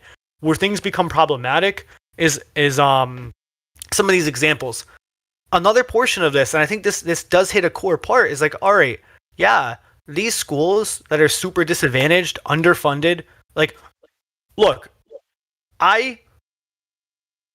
my students had over 100 substitutes in 4th grade because the school couldn't hire a teacher. Teach for America shouldn't have to exist. I shouldn't have been teaching 5th graders. Was I qualified? Maybe. Did I become qualified? Yes, because I bled out and worked really hard to learn how to do education. We need to fund our schools better and tackle English, tackle math. I'm offended that DeSantis is saying this school doesn't know how to read and Black Power, because that's pretty fucked up coming from a state that pays their teachers $30,000 a year. Well, I mean, if his schools have less literacy rate, then I think they do. They do. Stand on. Florida has some of the worst literacy rates in African American majority. Free market. If teachers are worth more, they'd make more. It's not free market. Its price is set by the government. I'm just trying to be contentious. That was contentious. That was funny. Yeah, but look, Chris, I completely understand the emotion behind that argument, but that still doesn't. That wouldn't preclude him from taking the correct moves and preventing schools from teaching crap like that. I understand we can hold two things in our heads at once. He should try to get his teachers more pay, and banning critical race theory as it's described in the bill is probably a good thing. Maybe. I think a blanket banning of the theory is the problem. I think that there's something to be said about why not engage curriculum leaders of the districts and say, okay, how can we incorporate this in the way that it should be incorporated in the sense of civics discourse versus saying, let's just outright ban it and just not talk about it at all. That doesn't seem to help anybody. Well, have you actually? I'm not trying to call you out here. Have you actually? No, I haven't read the bill. I haven't read the bill. Okay, so the bill is actually much better than you probably think it is. It specifically bans things like teaching kids to hate the country. Like it bans the teachers telling kids that they should feel a certain way because they're a certain race. So it bans racial essentialism, and it bans forced negativity about the United States, right? And that's it, right? So one would argue that kneecaps critical race theory, but if that doesn't kneecap critical race theory, then you can teach it, right? So if conservatives have no idea what we're talking about and that's not critical race theory, then you'll still be able to teach critical race theory. But that it just so happens that it seems to be that when you implement practices of teaching critical race theory, maybe according to what you're saying poorly, it ends up being those things like where kids need to feel a certain way, or kids are taught that Black people will suffer because of their skin color, which is fucked up. Yeah. So well, I guess my only concern, and just to play devil's advocate, because sure, I don't entirely disagree, but my concern is the interpretation of how, and the consequences of someone's actions. What oversight does this give non-academic boards and powers and legislators to potentially infringe upon a teacher's classroom? So for example, and I'm not necessarily against that. You already know my stance. I'm pro dismember the teachers union. I'm not here, right? So, but I am. So for example, let's say I teach a lesson about how there's socioeconomic inequality today amongst white Americans and African Americans because of generational wealth development and past laws that have prevented generational wealth development. Teaching, let's say, sophomore AP history, and that's why we're talking about this stuff at the time. And some kid goes home and says, hey mom, hey dad, Mr. Scott told me today that we're rich because we're white and they're poor because they're Black, and we should feel bad for that. And then they go to the school board, the kid goes fucking viral on the school board, calling out the superintendent, and now all of a sudden I lost my job because I taught history the way it was, because DeSantis says, well, we just signed this legislation and you taught critical race theory. My interpretation is right now that could happen. Yeah, I know you're worried because you hate the guy, but I mean, your curriculum would at the very least, it would just be examined, right? And if it came up that you were teaching critical race theory, sure, you'd be fired probably. But like, if your curriculum it was what you just said, then it probably wouldn't be a problem, right? I know you hate the guys, but like they're not. Like I was impressed by the fact that they didn't just like quote critical race theory is not to be taught in schools. No, they just actually. If I was because I am a absolute anarchist. If I was a teacher, and I'm not an anarchist, but if I was I like to push buttons of authority. I would totally create a giant lesson plan called non-critical race theory and just teach it. It's not critical. It's just theory. Uncritical. Yeah, uncritical race theory. Let's talk about it, guys. So banning teaching of things isn't like a new issue, right? Right. I happened across this the other day, and I saved it for this. This guy named John T. Scopes. He was tried, charged, and convicted when he was teaching evolution. Oh, back in his day. Yeah. In 1925, he was in Tennessee. He was teaching evolution, and he got charged and tried and fined, I think, $100 or something, which is, what's it say, $1,500 in today's money. So, I mean, it wasn't like he got put in jail or anything, but because it was against the law in Tennessee to teach evolution. Which on a teacher's salary was basically his yearly pay. I'm sure, yeah. I mean, it's probably a big deal to him, but the point, like, being like, laws that prevent you from teaching certain things aren't new, per se. And interestingly, if you look at it this way, we look back at this like, why would you prevent you from teaching evolution? Like, that's pretty much widely accepted now. For sure. But back then, it wasn't. It was. Well, I guess cutting edge. Yeah, I guess the super fun conservative arguments of this. Imagine, Nate, if you're really that upset about it, go for a job in your state or move your family and your kid into another state school system where it is taught. Yeah, kind of. So remember, free market principles get wonky around government, right? So if it's government setting a policy, it's something that we the people control. So like, you shouldn't have to do that, right? So if it's the wrong call, it shouldn't be made. Basically. I'm the only one out of us three that has kids, right? I'm pretty sure Chris don't have kids. Yes. Yeah. I joke that I have a bunch of babies scattered around the Pacific, but that's I joke. Like I said, I don't. You joke, but is it a joke? Look, I already let loose on this podcast. I don't really. I'm too shy to approach women openly.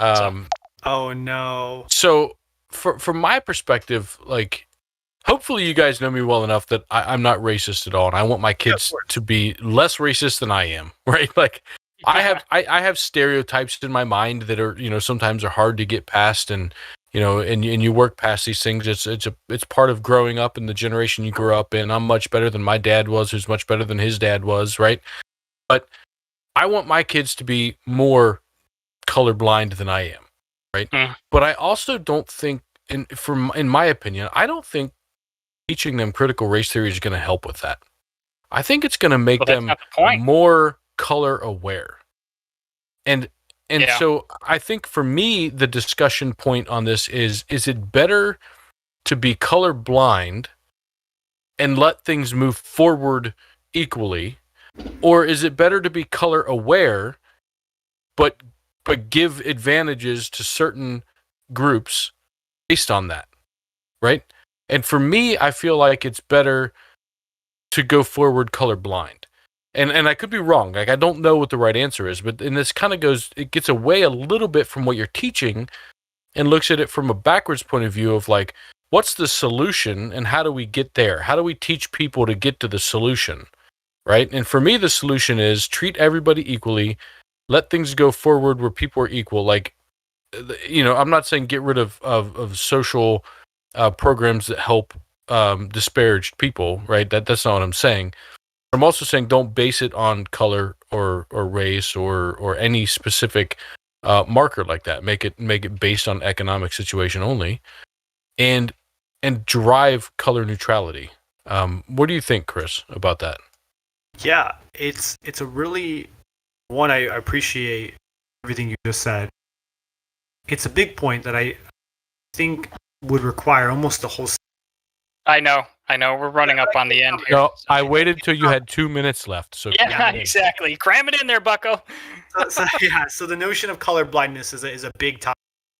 It is. I'm gonna try my best to response. So you can look, man. Go ahead and summarize it. I'll give the conservative summary, and then we'll do Tim closing thoughts on it, and then we'll pick it up some other time.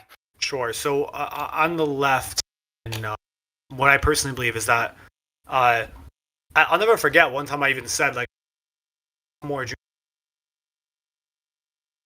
classroom was also a person of color was like, but you're not colorblind. You can see that I'm black. Like you know that I'm black, and I'm like, yeah, I can. And it was an interesting notion to me, and it changed things a little bit because I had grown up thinking that like, yeah, the big buzzword is like colorblind. Let's see everybody as equal. Let's treat everybody as equal, and that rule still applies. That principle doesn't disappear when we acknowledge race and color. I think where it comes in is when we say that we do see color, it's like a celebration of the differences in this world. To me, I look at it as like, I'm an Assyrian American. Let's celebrate. I'm now learning to celebrate and love the Assyrian culture. We should celebrate and love Jamaican culture. We should celebrate and love Irish culture and Italian culture. Like these are colors, these are races, cultures. We should like look at the best and the virtues that these cultures bring to us and acknowledge them and see them. We should also see the adversities.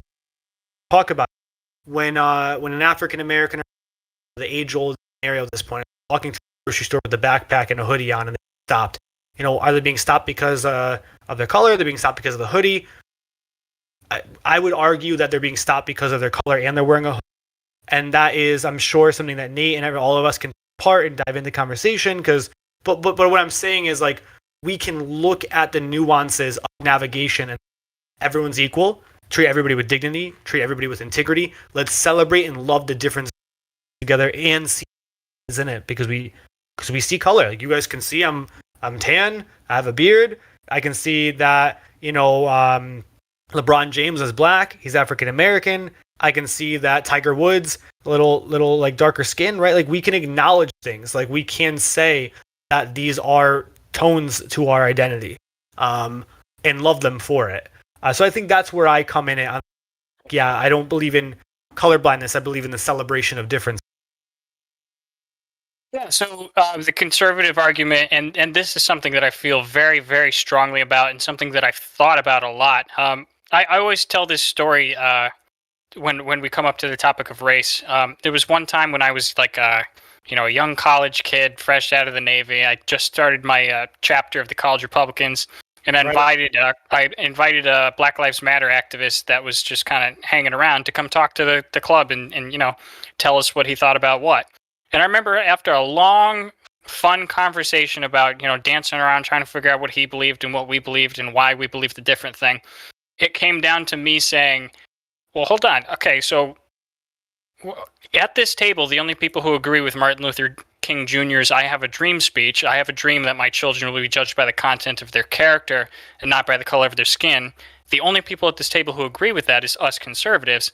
And then he said, yeah, we kind of think that Martin Luther King Jr. was a sellout. And it just blew me away.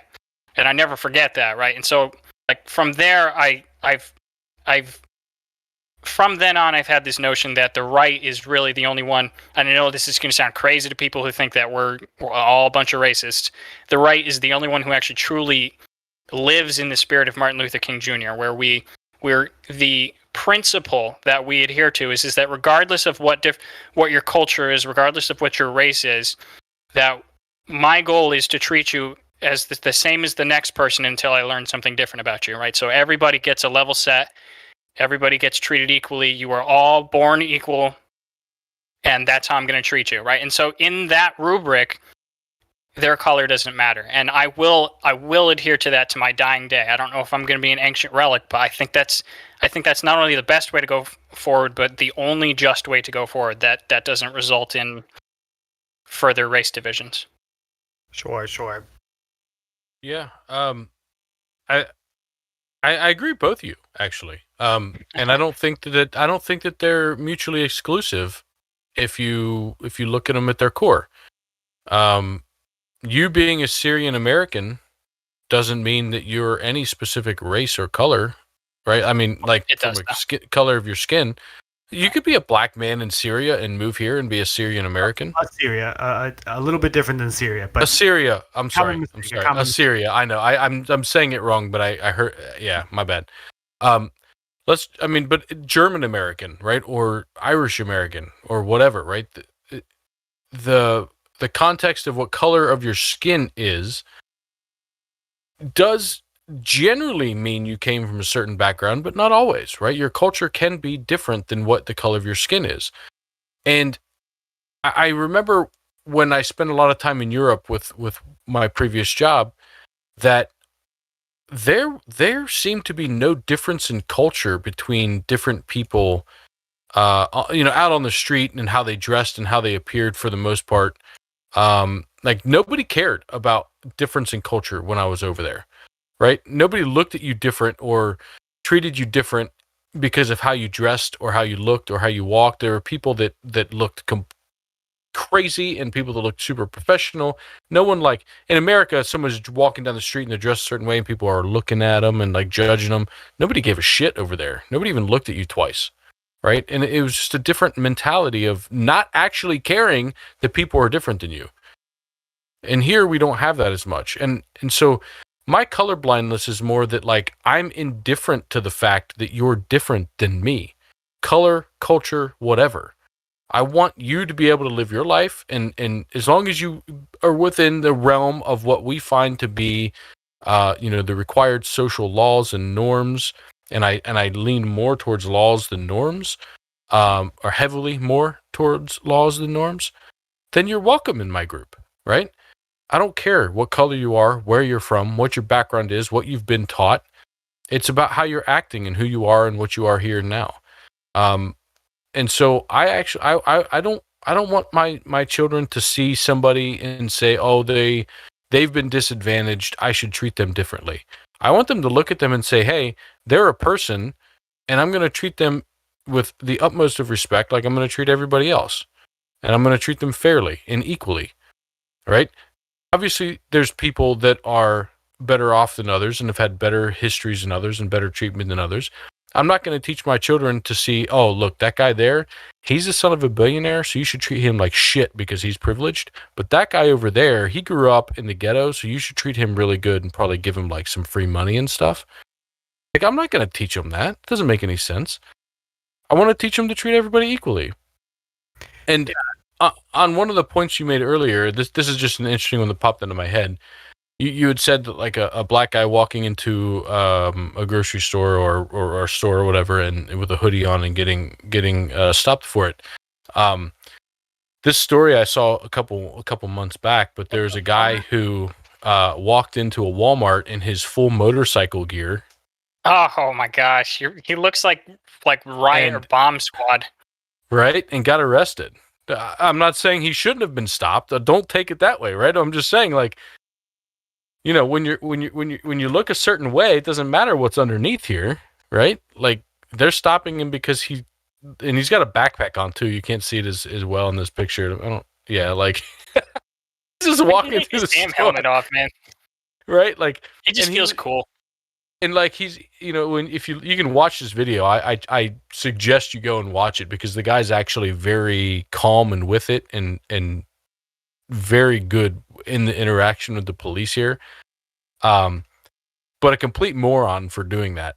But the point is, like, it's your appearance, right? And I've made the comment before, which is a little bit touchy to make on stream to live for everybody, but I'll say it anyway, which is, if I'm walking down the street and I see somebody dressed in really baggy clothes and chains and like ghetto looking type of attire, I don't actually care what color of the skin the person is that's wearing it.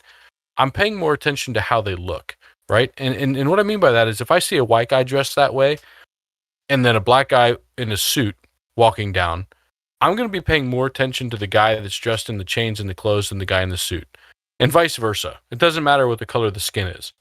It's the look, it's the dress, it's the whatever they're the culture that they're pushing on you or showing you that they may be. So I want to teach that. I want to teach color blindness to my kids. Good man. Yeah, so I think all of us agree with the same thing, regardless of race, city, skin tone, color. We treat people with equality, and I guess we treat people with quality. We treat people with grace. We treat people with integrity. And that's exactly what we are advocating for, and I'm advocating for in the. Let's see color, but let's see it as a celebration of our differences.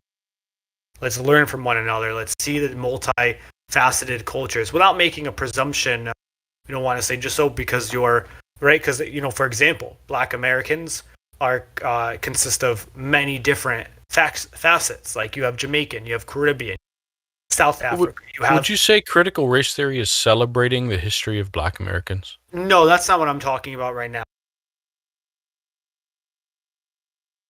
Man, that was a terrible time for that to go muted. Say that again. He cut out for you too. Oh yeah. You guys hear me now? Yeah. No, it's internet stuff. It's not your probably mic. yeah. It's I'm specifically talking about color blindness versus the notion of seeing color, which is a bit different and not necessarily compatible in the sense of like of critical race theory. Like I would say celebration of color difference in a pedagogical teaching approach of like race relations, but I can imagine that's not necessarily embedded. Like critical race theory is more of a civics minded. This is more of like a sociological, like humanistic. I'm using big words. This is how we interact with one another today. You're losing Tim. No, it's how we see one another today. But no, I'm all here for syllables at the most. Treat people with love and grace, and say like, yeah, if that's an African American. That's an Irish person. I would love to hear about like, if they celebrate whatever they celebrate, I'm Irish as well. Or something. I'm half Irish. So, I guess that's where I come. I see color. I think it's okay to see color. I agree with MLK's dream. I hope that we can see color and not judge each other by the content of the color of our skin. Like, not judge each other in a negative sense, but also acknowledge, we are have differences, and that's the beauty that is that we are this amazing conglomerate of race, ethnicity, and culture, and that's what I love about our because you don't see that anymore. Yeah, I agree with you. I love me and Native had deep conversations about the mixing pot and how mixed it should get, right? And that might be an interesting, and not from a race thing, from a cultures thing, right? Yes. To be clear, I'm not trying to throw Nate under the racist bus there. It's fine. If people think I'm racist, they already think I'm racist. So, I wanted to bring this article up earlier, and I didn't get a chance, so I'm not going to go through it, but I don't know what you think about Ben Carson, but he says critical race theory is garbage because it teaches that you're defined by your race, not your brain. I challenge you, go read it, see what you think. I'll take a look at it. I thought it was interesting. Yeah, I guess we're running late here. So in closing, we kind of got into it a little bit on that. It was nice. It was fun. I enjoyed it. Yeah. And I think having discussion should be allowed, right? I think we all agree with that. So right, as we started this podcast out, I think we should show both sides and leave them there. And learn to respect people. The fact that somebody else, can still be a good person but not believe exactly what you believe. Right? Oh my goodness! I think it's possible. Yeah. All right, guys. Well, it's been a good night. It's been a good podcast. All right, thanks everybody for watching. We've been posting up some clips, so keep an eye out for those. If you like those better, maybe someday we'll move exclusively to that, and then we won't have to worry about the internet or bathroom breaks or anything like that. Oh yeah, yeah. You Connecticut's really need the infrastructure bill for some internet infrastructure up there. Jesus, that's true. You know what needs to happen? They need to stop it with the state-sponsored monopolies so that other internet companies can come in and the free market can make my internet faster and cheaper. I agree. I agree. It looks like it is happening. So, yes. All right. Well, that's all. Thanks everybody for watching. Leave a like, comment, subscribe, all that stuff. It helps. We're very excited to be here with you guys. So, thanks for watching. Peace out, guys. Peace.